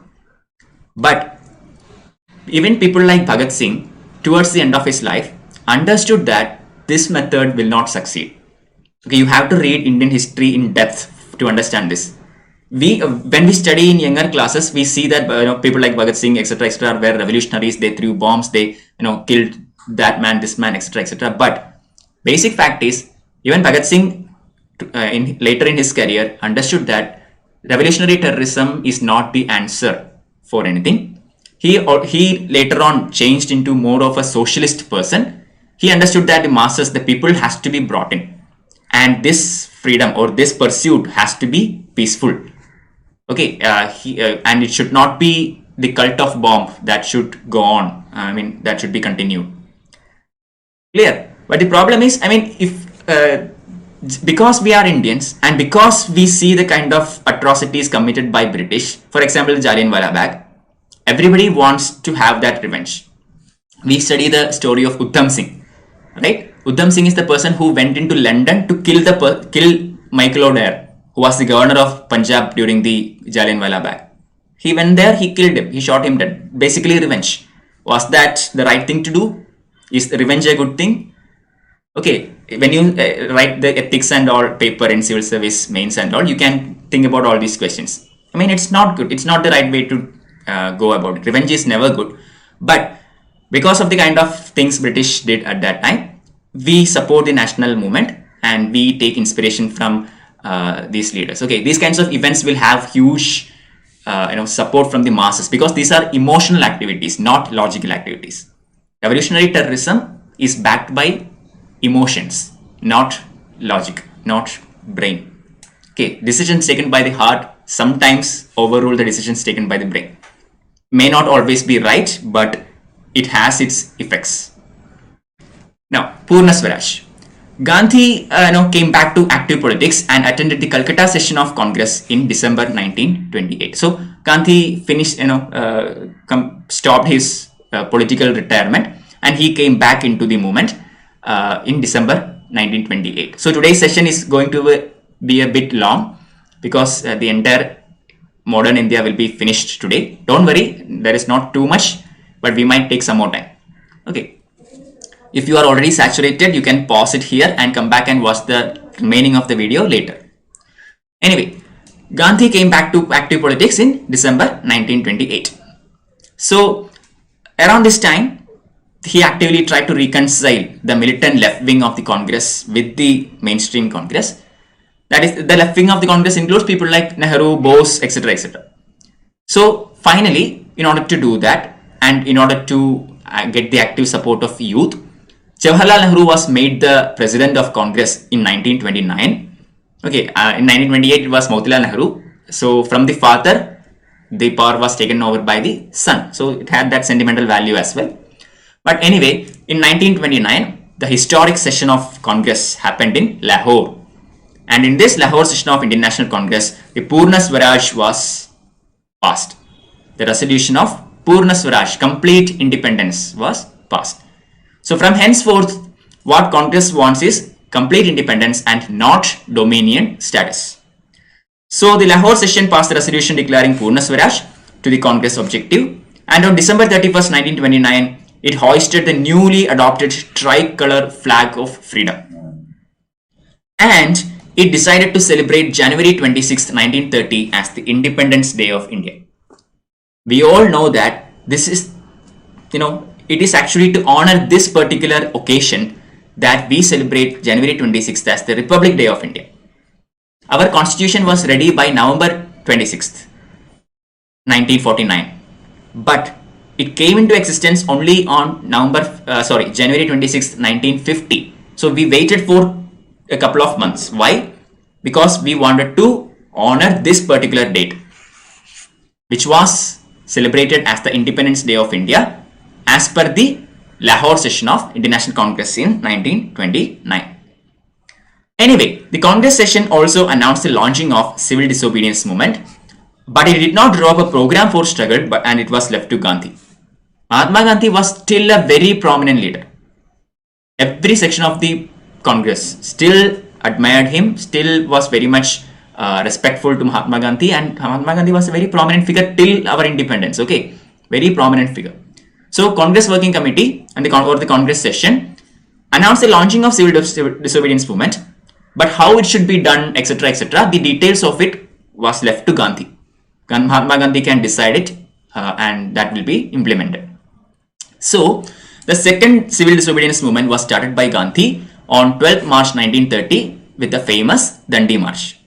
Along with 78 followers, Gandhi walked around 200 miles from Sabarmati Ashram all the way to Dandi, the Tharasa salt works. Okay, and there he broke the salt law. Inspired from that, in various parts of India, similar events occurred. In Kerala, in Odisha, in Tamil Nadu, etc., etc. Another notable feature of this movement was the wide participation of women. This movement also saw very wide participation of women. Okay, so women are also playing very important role in national movement, and this is giving them more and more political consciousness, which eventually helps them to attain all rights and equalities similar to that of man. This is another very important thing in India that you should remember. India is one country where immediately after independence everybody got the same rights. Both man and woman, both of them got same rights immediately after India's independence. This was not the case in other countries. Consider America, USA or Britain or whatever. Consider US for example. When US became independent after American Revolution and all, men got voting powers and all. Women, black people, etc., etc., they had to wait a long time and struggle a lot before which they got all these rights. But in India, that was not the case. Immediately after independence, everybody got the right. Equality was one of the prime aspects of independence. Okay, but anyway, continuing here, the civil disobedience movement continued and it had its repercussions even in the extreme parts of country. For example, in northwestern India, Khan Abdul Ghaffar Khan, also known as Frontier Gandhi, with the help of Pathans, organized the Society of Khudai Khidmajars, or the Servants of God, okay, known popularly as Red Shirts. They continued Gandhian policies and all and continued the civil disobedience movement in northwestern India, northwestern frontier province. Similarly, in northeastern India, plenty of events happened. One of the important things is in Nagaland, the 13-year-old princess named as Rani Gaidinliu, who was only 13 years of age. She heard the call of Mahatma Gandhi and she responded to it. And she raised the banner against the foreign rule and she was imprisoned by British. Okay, when she was 13 years of age, she was imprisoned by the British and she was only released in 1947 when India became independent. So for at least 15 years, she was in jail from the age of 13 to 28 or 29. Okay, so obviously government, met this with repression. Okay, whenever popular movements rise against the government, it is always met with repressive measures. So British government resorted to lathi charges, firing on unarmed crowds, etc., etc. Lots and lots of leaders, including Gandhi, was imprisoned. Congress was declared as an illegal organization. National press was gagged, etc., etc. Around this time, the first Roundtable Conference occurred in London. The idea was to bring in everybody into the same table and discuss it and work towards the formulation of a constitution. Not of independent India or anything, don't misunderstand that. Just to, make amendments to whatever was given in 1919, that's all. Roundtable Conference was not intended to make the constitution of independent India, that concept was not there. Okay, so anyway, in 1930, the first Roundtable Conference held in London. Only problem was, Indian National Congress did not send any representatives. So basically, Roundtable Conference was like Ramayana without Rama. Okay, Indian National Congress is the most prominent organization in India at that time politically, and there was no representation of Indian National Congress there. So basically, that was like Ramayana without Rama. Okay, but the National Congress boycotted the conference, as I just explained, and its proceedings proved abortive. Lord Irvin and Gandhi negotiated a settlement around this time in March 1931, known as the Gandhi-Irvin Pact. Okay, Lord Irvin. Britishers understood that without Congress representation, there is no point in roundtable conferences. It's useless. How can the story of Ramayana be told without, having the character of Rama? That was the case here also. So the government, tried to get the Congress on board. So the Gandhi-Irvin Pact was made. There are plenty of points there. Please read that from Spectrum.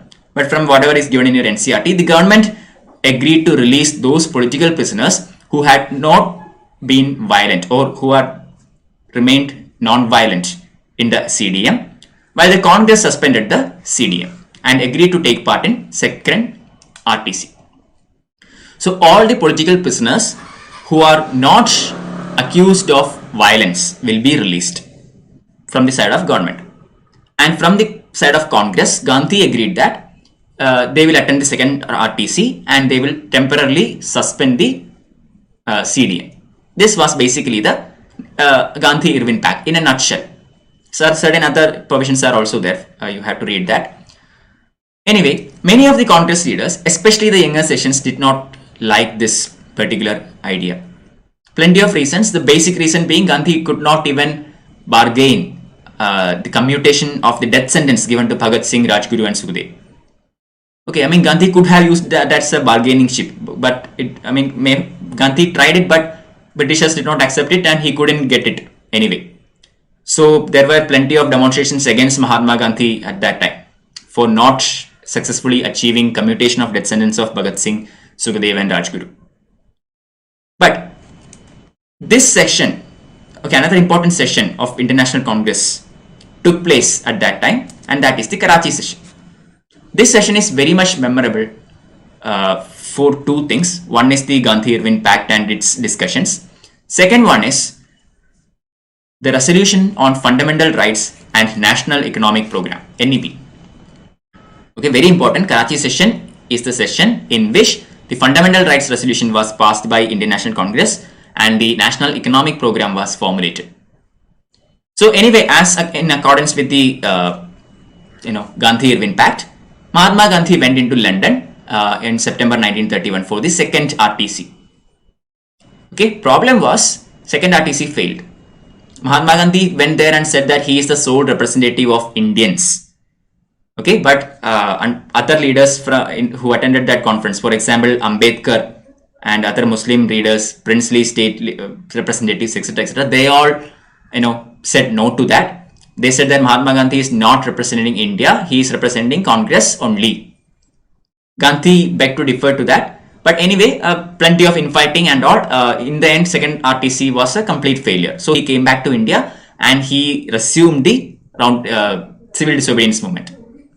So the civil disobedience movement was resumed that year. But soon, it started to wane. Okay, you can't sustain such a mass movement for a very long time. That is impossible. Clear? Just like our lockdown. Okay, how long can a government sustain a lockdown? It has to end at a certain point. Okay, people can only take in so much. So CDM also had to end at a certain point. So CDM also started to wane very gradually and it started to lose enthusiasm and that energy. Finally, it was put off. Congress officially suspended this in May 1933 and withdrew it in May 1934. And once again, we see that Mahatma Gandhi resigns from active politics. He withdrew from active politics for a very long time. You won't see him until 1942. Quit India movement. Okay. Anyway, government decided to continue its pursuits for India. And the third Roundtable Conference was held in London on November 1932.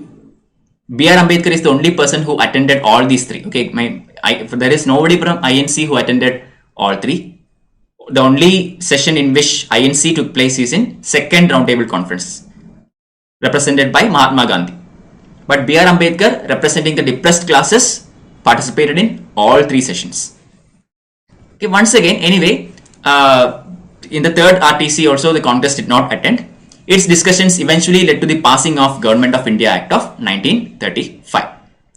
This act provided for the establishment of an All India Federation with a new system of government for the provinces on the basis of provincial autonomy. So basically, the Government of India Act in a nutshell is an All India Federation with provincial autonomy. Okay, and there was to be bicameral federal legislature in the states were given disproportionate weightage. The representatives of states were not to be elected by people but appointed directly by the rulers. So bicameralism in the federal legislatures in which states were given disproportionate weightage. Defense and foreign affairs remained outside the control of the provinces, while the Governor General retained special control over other subjects. So defense and foreign affairs is not in the hands of the Indian government. It is still outside the purview of central government, which is supposed to be established by the Government of India Act of 1935. Okay, so this federal legislature or the All India Federation that is being put forth by this particular act will have almost all powers, but defense and foreign affairs will not be granted to it. So the crux of it, okay, the main portfolios are still not given to Indians. Governor General still retained the control over special subjects. The residuary powers were given to Governor General. And they also retained full control over civil service and police. See, so Britishers are still having full control of India and giving certain minor concessions to Indians. So obviously, Indians will be angry. Congress condemned the act as totally disappointing. You have to understand that the federal part of this act was never introduced. Okay, it never came into being. Provincial autonomy was to an extent materialized, but the federal character, the All India Federation never came into existence. Because at least 50% of the states had to agree if it has to come into existence, and it did not happen. Okay, so but anyway, although bitterly opposed to this particular act, Congress decided that it will contest in the elections under the Government of India Act of 1935. Okay, it will contest in the elections and get elected into the central legislature. Okay, so the Congress Ministries were actually formed in 1937. The elections were conducted in 1937. Indian National Congress performed extremely well. Okay, it was a superb result for Indian National Congress. It took on many provinces. 7 out of 11 provinces had absolute majority for INC. It also managed to form 2 more ministries in other states with the help of some other parties. The only 2 provinces in which INC could not form ministries are Punjab and Bengal. Except in these 2 provinces, in 9 out of 11 provinces, INC managed to form its ministries. That was the level of performance Indian National Congress made in 1937. So now we are going to see what these Congress ministries did. Were they powerful enough to make any substantial changes in Indian society? Okay. In what way Gandhiji and Jawaharlal Nehru's socialism was different from that of Russian socialism? Yeah, that is a very good question. We will study that later. Okay. I mean, I am keeping this lecture in the NCERT with whatever is given in the NCERT textbook. Your question is very valid, and it is, I will definitely answer that. For that, we have to study certain individual personalities. We have to study a lot more about Mahatma Gandhi. We have to study Jawaharlal Nehru as himself. Similarly, we have to study Subhash Chandra Bose as himself. Bose also is a socialist person. His socialism is different from Nehru's, which is different from Gandhi's. Okay, so these personalities are all very important. It is given in the UPSC syllabus. So we will definitely look into them. But for now, I am not taking that portion because it is outside the purview of this textbook. I will definitely give you the answer. Don't worry. For now, I am moving on to the next topic. The Congress Ministries. The Congress Ministries could obviously not change the basic characteristics of British imperialism. Obviously, I mean, they may have got into power, they may have performed excellently in all these provinces, but still, Britishers had all the major portfolios and they are holding police and civil service. So, Congress Ministries couldn't do too much, or at least cannot perform up to the expectations. Congress Ministries reduced their own salaries drastically to rupees 500 per month. These are the positive things that they did. Okay, they took on only second class and third class seats in Indian Railways. Attention was given to primary, technical and higher education, public health. They helped the peasants by passing the anti-usury and tenancy legislation so that peasants cannot be evicted, or they won't fall into the hands of moneylenders. Political prisoners were released. Freedom of press was enhanced.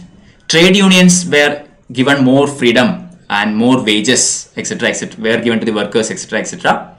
So all in all, Congress Ministries tried to do whatever they can within the setup or within the powers which they were given.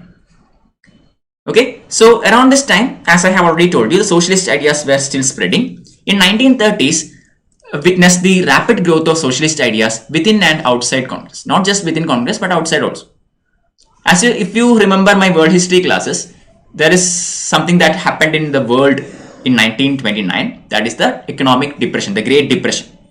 Something happened in United States of America and the entire capitalism in the world started to collapse. It repercutated in every capitalist regime at that time. Britain, France, Western European countries in general, and USA in particular. Okay, so there was a great economic slump that happened, that started in US and spread across the world. But the problem was, the interesting fact was, all the capitalist nations were affected by this slump, but Soviet Union was performing extremely well. Not only that, it was not affected, but in Soviet Union, the economy was actually showing an uptick. Okay, it was showing an upturn. So the Soviet Union managed to implement 2 5-year plans very successfully during this period in 1929 to 1936. So everybody was curious about this, and this was, many people was inspired by the socialist economy which was prevalent in Russia at that time, in Soviet Union at that time, not Russia, Soviet Union, okay, at that time. So younger factions of Congress and other, younger radicals took inspiration from this. They drew attention towards Marxism, socialism, economic planning, etc., etc. They attracted young people, workers, peasants. So we see rapid growth of trade unions in the cities, Kisan Sabhas, etc. in many parts of the country. The first All India peasant organization, the All India Kisan Sabha, was formed around this time, 1936. Within the Congress itself, the left-wing tendency was, finding its reflection. By the election of Jawaharlal Nehru as the president in 1936 and 37. Similarly, Subhash Chandra Bose was elected president in 1938 and 39. So, left-wing, pro-left leaders in Congress are getting elected. So, overall, there is a socialist kind of attitude within and outside Congress. So, outside Congress, for example, the socialist tendency led to the growth of Communist Party under the leadership of P.C. Joshi and foundation of the Congress Socialist Party under the leadership of Acharya Narendra Dev and Jayaprakash Narayan. These are, factual statements. You can read them once I share this slide in my Telegram channel.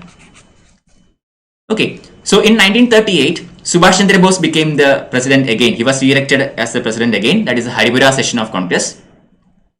Okay, but problem was when Subhash Chandra Bose was elected, his opposition candidate was Pattabi Siddharamaiah, who was the Mahatma Gandhi's candidate. Okay, so even though Bose got elected as the president, still there was a general opinion that Bose should make the Congress Working Committee in accordance with Gandhi's wishes. And they both couldn't agree on anything at that time. And so Bose resigned his presidency and he leaves the Congress and eventually forms Forward Bloc. Okay, and Subhash Chandra Bose takes a completely different turn in Indian national movement henceforth. Anyway, Congress and world affairs. In February 1927, Jawaharlal Nehru, on behalf of the Indian National Congress, attended the Congress of Oppressed Nationalities in Brussels. So this particular event that took place in 1927 was attended by Pandit Jawaharlal Nehru. So this was basically a conference which was represented by all these colonies in the world, the colonies which are fighting against imperialism. Okay, they have this one thing in common. All of them are fighting against imperialism, against Britain, against France, against other imperialist nations, etc., etc. Nehru was even elected as the into the executive council of the League Against Imperialism that was born in this Congress. So there was a league against imperialism and Nehru was elected to its executive council. So that was the figure of Jawaharlal Nehru at that time. Later also we will see that when we talk about non-alignment movement, post-independence, okay, NAM, non-alignment movement, we see the kind of figure that Jawaharlal Nehru was. He had that kind of, image in the global politics. Okay. Anyway, Congress condemned fascism, which was rising at that time in Italy, Germany, etc., Japan, etc., etc. So when Japan attacked China in 1938 and during those times, Congress actually sent a medical mission headed by M. Atal to work for the Chinese armed forces. Okay, so this was what was happening in the global picture at that time. This was the image of Indian freedom movement in world picture. So states people's struggle. So what was happening? Yeah, exactly, Satya. The Wall Street crash. Okay, in 1929, the Wall Street crash in USA, had its repercussions and went into the Great Depression. Anyway, the states people's struggle. So the spread of national movement did not happen just in non-princely areas. Okay, the people in the princely states were also starting to demand for rights and freedoms and all and all. Okay, so in several states there existed this kind of slavery or forced labor and all. Okay, still very much imperialistic kind of things were continued in certain princely states. So when people began to get conscious about what was happening outside these princely states, they started to continue their they started to take in all these struggle and they started to attack or protests against the kind of ruling that they were getting. Alright, so the British authorities began to use the princes to prevent the growth of national unity and to counter the rise of national movement. Okay. In 1921, the Chamber of Princes was created for this purpose. So the Chamber of Princes is basically an organization where princes can meet, okay, and under British guidance they can formulate common interests and all and rule accordingly. People of the princely states began to organize just like that, and they started to demand for democratic rights, etc., etc. So for that purpose, an All India States People's Conference was founded in December 1927 to coordinate these political activities. In 1938, when the Congress defined its goal of independence, it included the independence of princely states. Okay, when in 1938, when Congress defined its goal of independence, it was not independence of other mainstream India. It also included the independence of the people in princely states. So Jawaharlal Nehru became the president of All India People's Conference in 1939, the very next year. Okay, so this was the kind of struggle that was led in princely states. Anyway, I already mentioned in 1937 the elections happened, but that elections were not exactly the elections as we see now. Okay, at that time the franchisee was not like this. It was very limited, given to only certain very influential people and all. Very small section of the people had the right to vote. But anyway, this restricted franchise and the idea of separate electorates, etc., etc., continued to contribute into the separatist sentiments and eventually lead to the growth of communalism. So Congress failed to win many seats in the which were reserved for minorities. This is something that you have to understand very clearly. Although Congress performed extremely well in that election and managed to make ministries in 9 out of 11 provinces, still Congress did not do so well in seats which were reserved for minorities. That doesn't mean Muslim League did well. Okay, Muslim League also did not do well in these seats. It was taken by other people. But anyway, the Muslim League did not like what was going on. Okay, 9 out of 11 for Congress, and League was not at all doing anything. I mean, the other 2 was taken by some others, not for League. Okay, so League was completely crushed at this time. So Jinnah and the League did not like this, and they started to create a bitter opposition to Congress. And they began to cry that the Muslim minority was in danger of being engulfed by the Hindu majority. So communal elements again, religion being used for separatism. In 1940s, the Muslim League passed a resolution demanding the partition of the country and the creation of a state called Pakistan after independence. So from 1940s onwards, we hear Pakistan. The two-nation theory is put forth by Jinnah, and repeatedly they ask for a separate nation in different forms, and finally it materialized in 1947. The Muslim League propaganda gained by the existence of such communal bodies among Hindus as the Hindu Mahasabha and etc., etc. You have to understand that communalism doesn't work in a if only one religion or one communal organization representing a religion is trying to get ahead with it. Okay, if it was only Muslim League crying out this on these communal lines, it may not have worked that well. Problem was there was a counterpart in Hindus as well, that is Hindu Mahasabha. So when Muslims talked about Muslims being attacked and by Hindus and all, Hindu Mahasabha talked about Hindus wanting to have that kind of in a Hindu communal voice. So this actually encouraged the growth of communalism. Both of them, okay, Hindu Mahasabha and Muslim League, both of them are equally responsible for communalism and this division of India and all these things. Various communal groups shared was their tendency to adopt pro-governmental policy attitudes. I already told you this. Unlike the other nationalists and other political parties, one thing common for all communalist parties was that they adopted a pro-governmental political stand. They did not have aspirations for India, they had aspirations for themselves, their own communities, their own religion.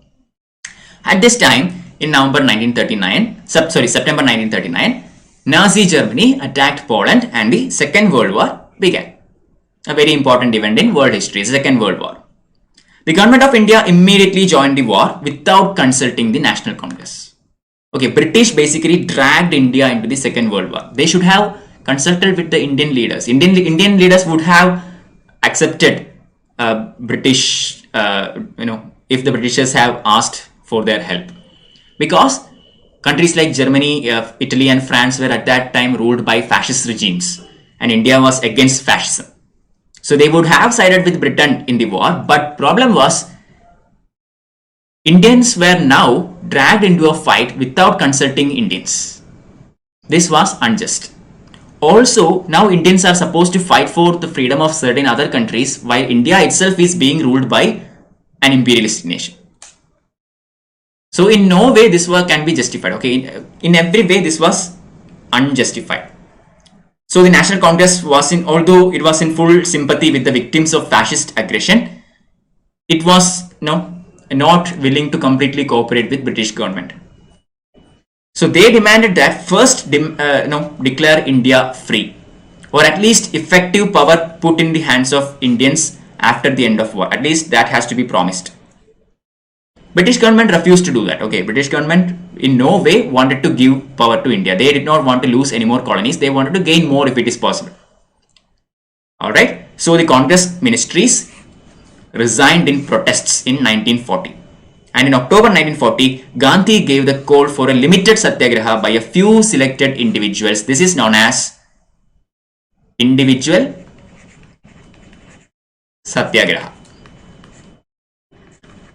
Okay, so what was the idea of individual Satyagraha? Rather than having a wide protests, national level protests with huge number of people, individuals will do it, take it up and do it. The first person to do it was Acharya Vinoba Bhave. Second person was Jawaharlal Nehru. Okay, so basically the idea is symbolically you are protesting. I mean, we are not organizing a mass movement at this time only because Britishers are fighting against fascist regimes and India India is also actually anti-fascist. The Indian nationalists are also anti-fascist. So they did not want to create too much trouble for Britain. But at the same time, that doesn't mean we are siding with Britain. We are protesting against the British method of dragging India into the war. So this is a symbolic protest, individual Satyagraha. Okay, so anyway, in the course of the war, plenty of things happened. Japan bombed the Pearl Harbor. US was brought into the war. We know how it ended. But anyway, in March 1942, Japanese forces occupied Rangoon. And when Japan occupied Rangoon, the war was at the doorsteps of India. I mean, Rangoon is in Myanmar, the neighbor of India. So the next is India. So Japanese forces are about to enter India. Britishers had no choice but to desperately take any measures to make sure that Japan will not get into India. So they tried to secure the support of Indians. Okay, they wanted the help of Indians because if Japan enters India, Britishers' most treasured colony is in danger. Okay, so to placate Indians or to get support of Indians, in March 1942, a mission headed by a cabinet minister, Sir Stafford Cripps, came to India, known as the Crips Mission. Stafford Cripps was somebody who is from the Labour Party and he was a sympathizer of Indian national movement. He was a sympathizer of India. He wanted India to gain more and more rights and freedoms. Okay, so problem was Crips Mission offered dominion status only. Other points are also there. Please read it out of your spectrum. It is not given in the NCERT. Anyway, Crips Mission promised dominion status, but by this time in 1942, nobody wanted dominion status. We wanted complete freedom. So Crips Mission was also a complete failure. Every faction of India opposed it. Congress especially opposed it. Anyway, Congress now decided that it is time to kick it up a notch. Okay, Britishers are humiliating Congress now, Indians now, by putting on dominion status, etc., as the measure concessions. So Congress decided that it is time for another mass action, and that occurred on 8th of August 1942, and on the Congress committee was met in Bombay, and it passed the famous Quit India resolution. Okay, Quit India resolution was passed in the Bombay session of Indian National Congress in 1942. and proposed a non-violent mass struggle under Gandhi's leadership. Only problem was government struck hard. Britain is fighting a world war. They don't have time for suppressing Indians. I mean, they do not have time to, take a measure against India's activities. So they ruthlessly tried to suppress this particular resolution. This particular movement. And by morning of 9th of August 1942, every prominent leader in India was imprisoned, including Mahatma Gandhi. Okay, all of them were arrested and Congress was declared as illegal. So what happened?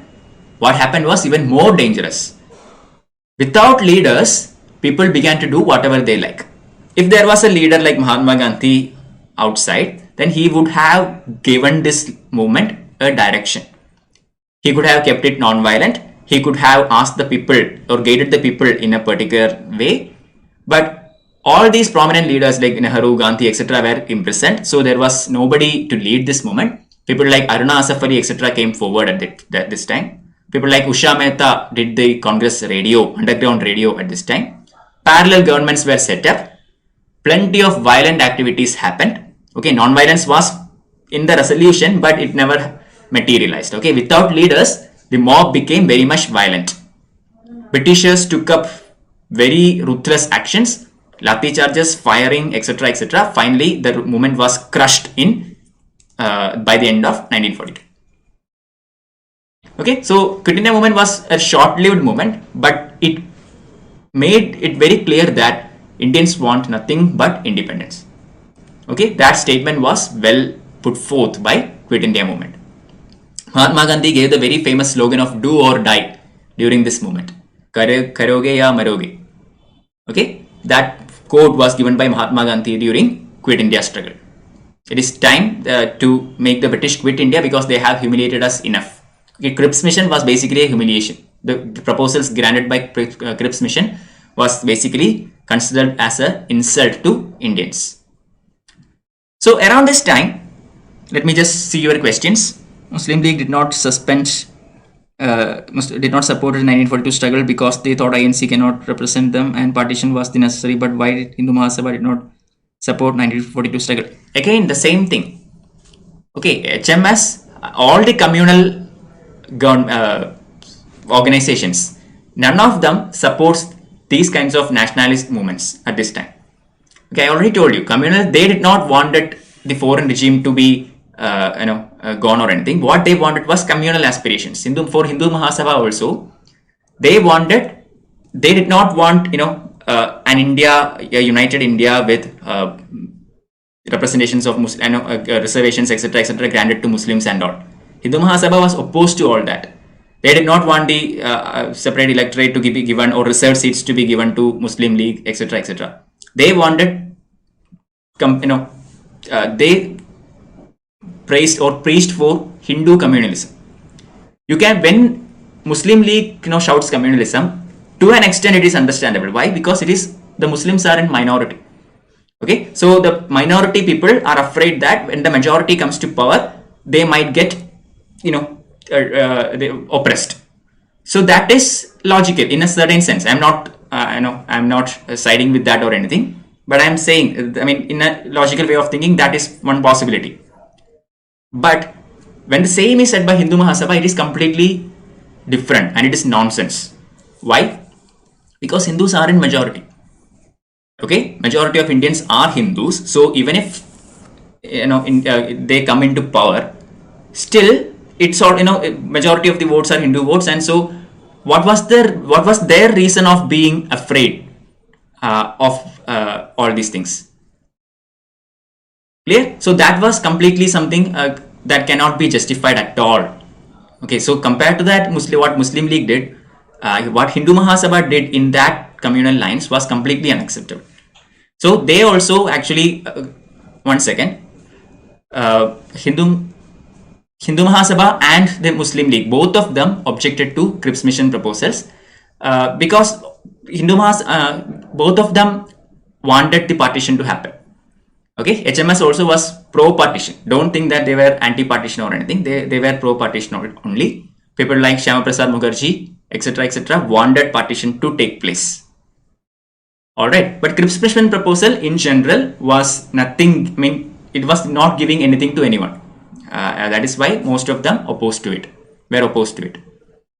Anyway, Subhash Chandra Bose had escaped from India in March 1941 to go to Soviet Union for help.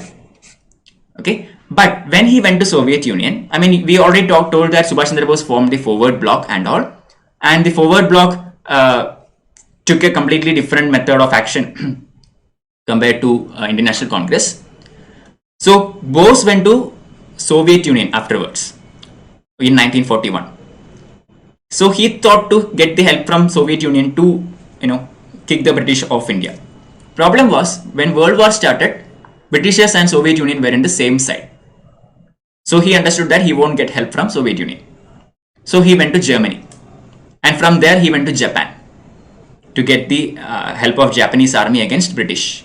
Finally, in Singapore, with the help of the Japanese, the Indian prisoners of war taken by Japan, he organized the Azad Hind Fauj, or the Indian National Army, or INA, whatever, to liberate India. And he was assisted by people like Raj Bihari Bose and Captain Lakshmi, etc. Clear?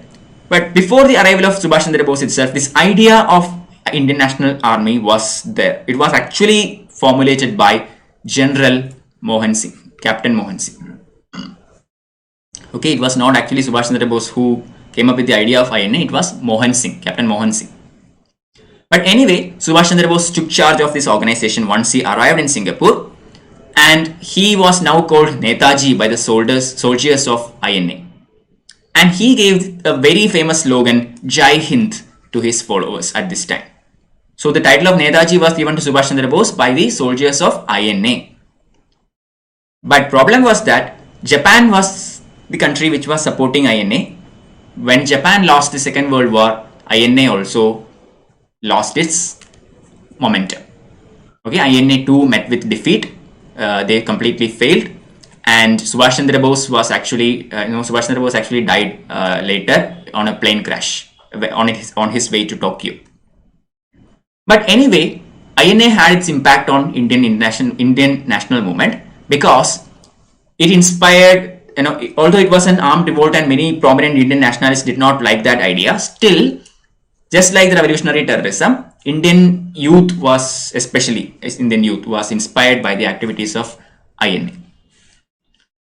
So the massive, after the World War ended and all the soldiers of INA were rounded up and all of them were put into trial. Okay. And this trial, there was a massive movement against this INA trials. And the government decided to put the trial, the first trial was actually conducted in Red Fort, and in that trial, 3 people were put together. One is General Shahnawaz, Gurdel Singh Dhillon, and Prem Segal. Okay, these 3 people were put together in the first trial in Red Fort. Just look at their names once again and see what's happening. First person is Muslim, second person is Sikh, and third person is Hindu. So this was a representative kind of trial by Britain, and that trial was conducted in Red Fort, which was the seat of power of Mughals. Clear? So a Hindu, a Muslim, and a Sikh was put together in trial. So basically representing the entirety of India, it was put into trial in the capital seat of Indian power, that is Red Fort. But anyway, around this time, Indian National Congress put forth their leaders, famous lawyers in the Indian National Congress. They came forward themselves to advocate for the INA prisoners, and most of these INA prisoners were gotten out by the expertise of Indian lawyers. Okay, people like Chittaranjan Das, etc., came out and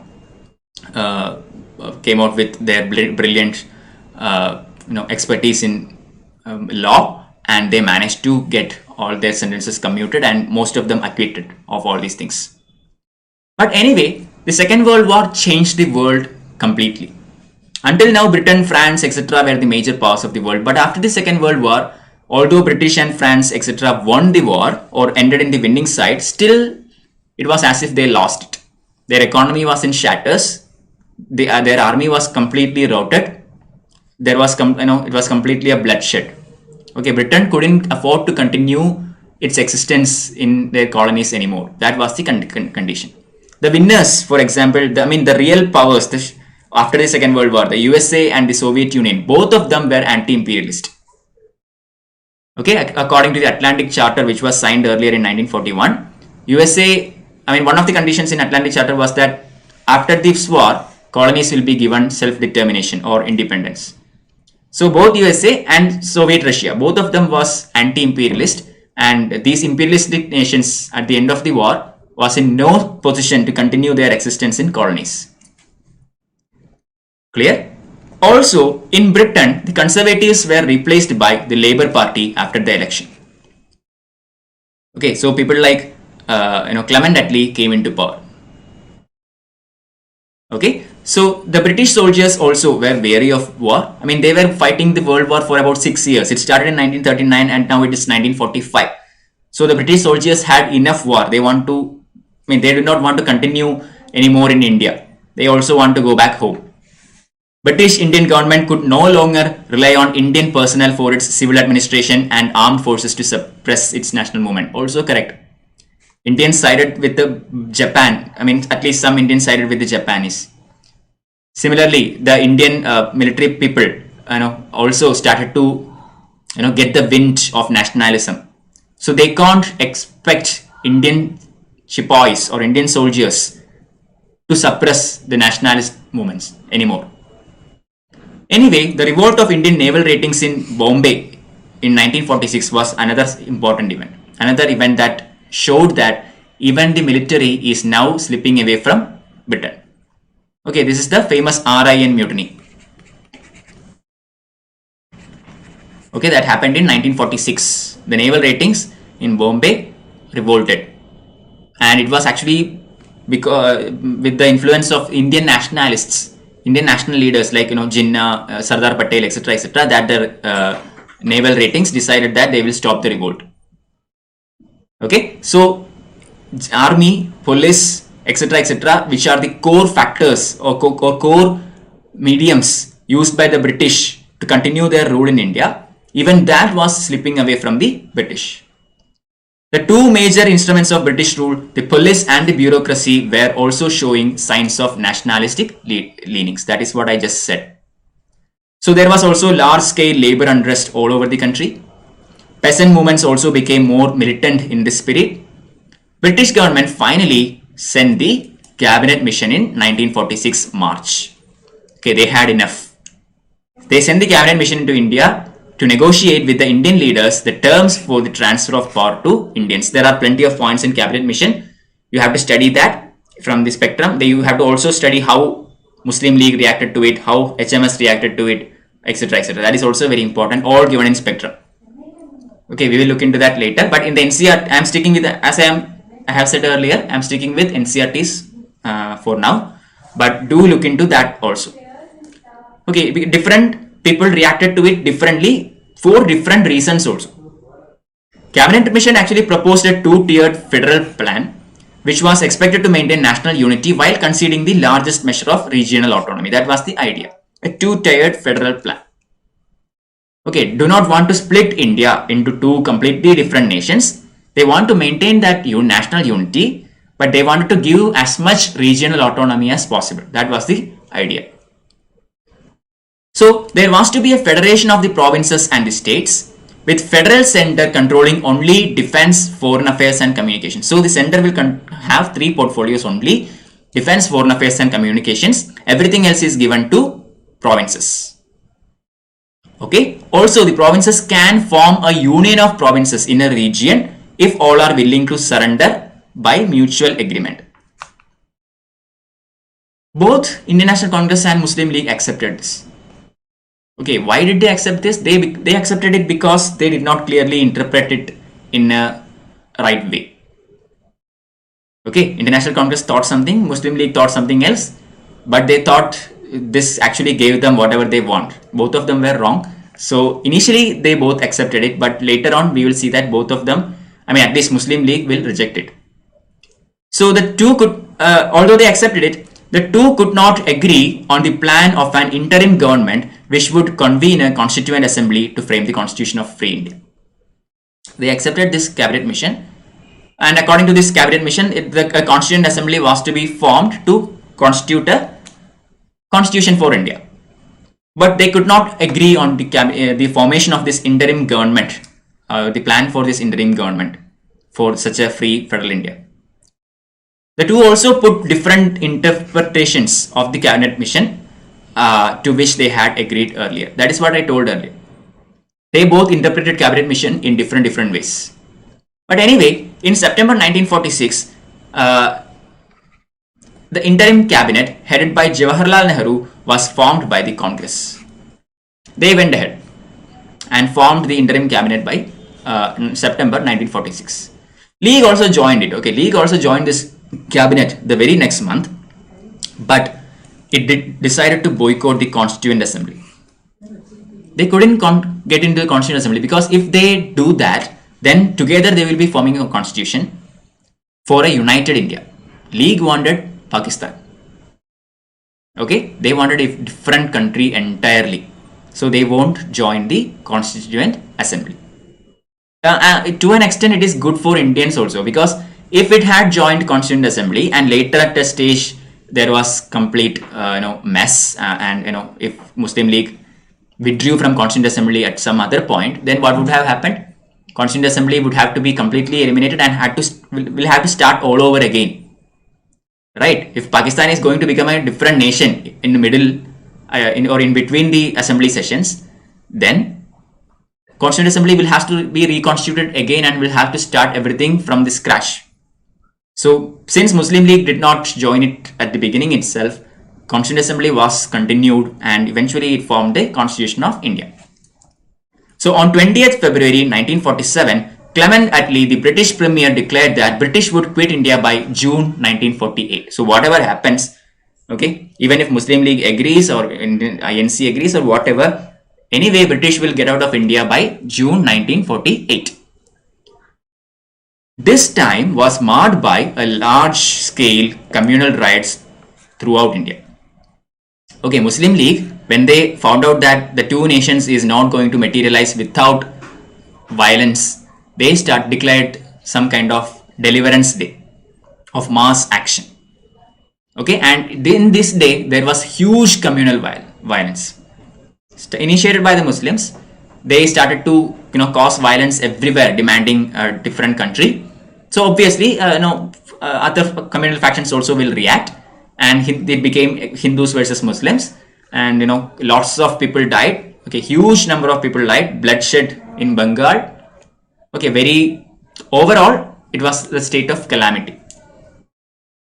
Okay, this time finally the final Governor General of India and the first Governor General of Free India, Lord Louis Mountbatten, came to India as Viceroy in March 1947, and he worked out a compromise after long discussions with both the Congress and League. The country was to be freed finally, but not united. That is, Pakistan is supposed to be an inevitable conclusion for Indian national movement. So the nationalist leaders agreed to the partition of India in order to avoid large-scale bloodbath that the communal riots threatened.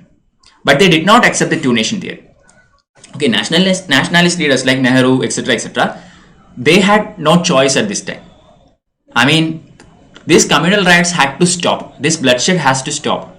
And the Muslim League is continuing with this bloodshed, and the only way to stop this is to accept that India has to be divided.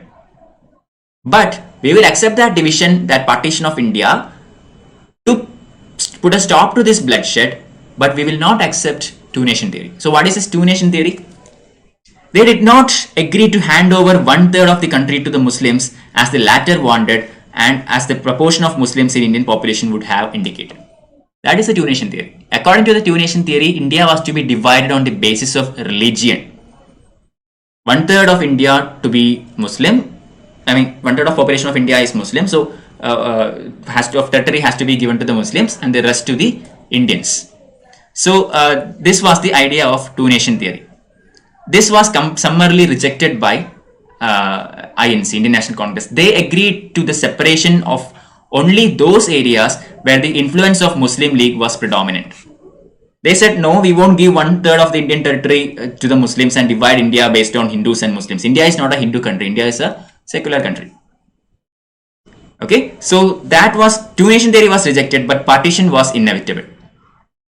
In the northwestern frontier province and Sylhet district of Assam, where the influence of the League was doubtful, a plebiscite was held. So rather than dividing or giving away the provinces where Muslim majority was there, International Congress or the leaders decided that the partition will be based on the area where Muslim League has influence, not based on if the majority is Hindu or Muslim.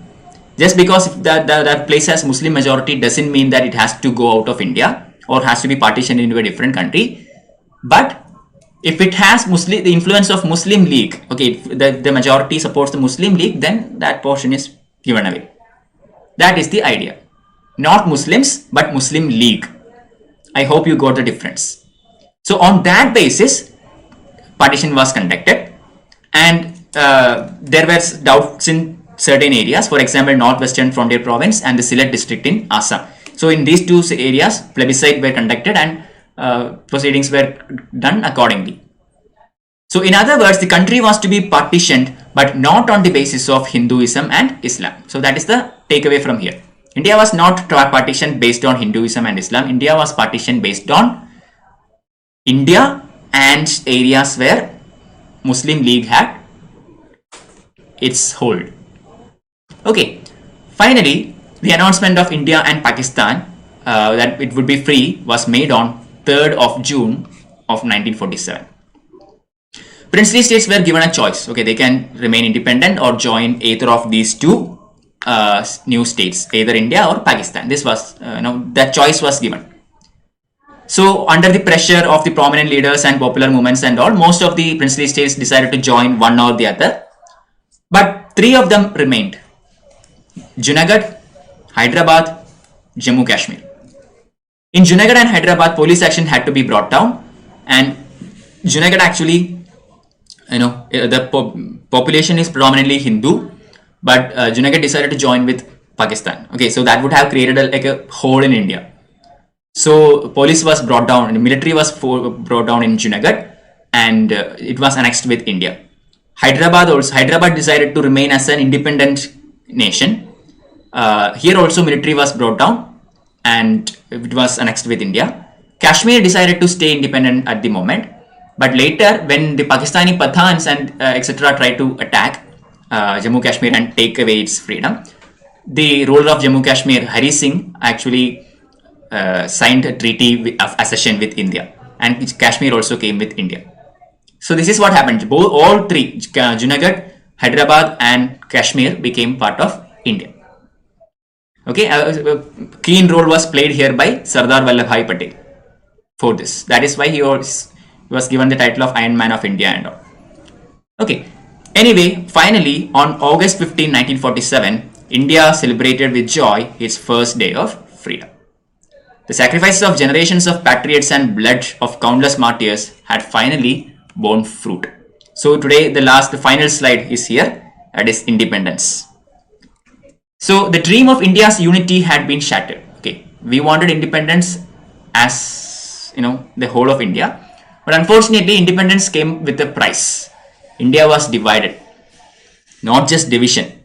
Okay, even more brutal was the lakhs of refugees who were forced to leave their ancestral property and all and poured into the new states. This mass migration, this refugee crisis was one of the biggest in the world at that time. Okay, and there was huge number of killings and murders happening due to communal riots at this period of time. Huge mass killings, massacres, murders. Okay, Hindus were killing Muslims and Muslims were killing Hindus. So Gandhi, the lone politician, the lone man who was trying to prevent this kind of communal riots, he was touring the hate-torn land of Bengal, the Navagali. He was conducting his marches in Navagali, trying to bring comfort to the people who were paying the prices of this communal revolt. And on 30th January 1948, something very tragic happened in the history of India. That is, a very hate-filled Hindu fanatic named Nathuram Vinayak Godse shot Mahatma Gandhi and he died, assassinated Mahatma Gandhi. Okay, and this extinguished the lights that had shone so bright in our land for over 70 years. Okay, I think you might have heard the Jawaharlal Nehru's speech after Mahatma Gandhi's death. The light has gone away from this world. Okay, etc. etc. That very famous speech. You can see it in YouTube. You can just Google it in YouTube and you'll get it. But anyway, the centuries of backwardness, prejudice, inequality, ignorance, etc. etc. still wasted the land, and the long haul has just begun. So although India gained independence, it did gain political, it gained authority to rule itself. It gained self-determination. But plenty of things need to be still done. Okay, we had these centuries of backwardness, prejudice, inequality, ignorance. All these had to be remedied very quickly. So when we study about post-independence history, we will study about all these things. How did Indian government form the constitution? How it started the idea of 5-year plans? What all were the focus? What it did to bring in all these things, equality, to counter ignorance, counter backwardness, stop untouchability, all these things. With the confidence in their capacity and their will to succeed, the people of India now set out to change the face of their country and to build the just and good society. So that's it. Finally, after all this struggle and all, for a long time, about 2 centuries of struggle, finally India got independence, and Indian people now on set forward to achieve their dreams through their own self-government. Okay, so here the NCERT Modern India History lectures comes to an end. This is up to which NCERT gives us. Okay, we need to supplement this information more with other textbooks. I have already asked you to read Spectrum. Spectrum is very important. Please don't skip it. Read it for UPSC. Supplement this with UPSC. I basically explained you the story. So you now know the story of Indian national movement. Just add that with more, factual points. That is in your Spectrum textbook. And you will have a very good understanding about Indian history. Clear? If you have any queries, please feel free to contact me. My contact numbers are given in the Telegram channel. You can WhatsApp me or Instagram me or Facebook me or whatever you want. Okay, the link is also given underneath in the YouTube description. Please go to that. I will share this PDF in my Telegram channel, this one, t.me/msrw1. Okay, so please, if you have not already liked this, please like this video, subscribe to this channel and hit the bell icon to get notified for my next classes. So thank you all for patiently attending all my sessions. So by this lecture, NCERT old series Modern India History is hereby completed. Okay, thank you all. Just let me take your questions for one last time today. Muslim League did not support the 1942 struggle because they thought INC cannot represent them and the partition was necessity. But okay, can partition be called result of a common Muslim people demand or selfish demand of some leaders for which their own benefit, ignoring what common Muslims were decided for? Yeah, Satya, partition was basically, as I have told you, although partition took place, it never happened between Hindus and Muslims. Okay, India is still one of the countries which holds highest number of Muslims in the world. Clear? So it was not a Hindu-Muslim partition. India was not divided based on Hindus and Muslims. It was divided based on Indians and supporters of Muslim League.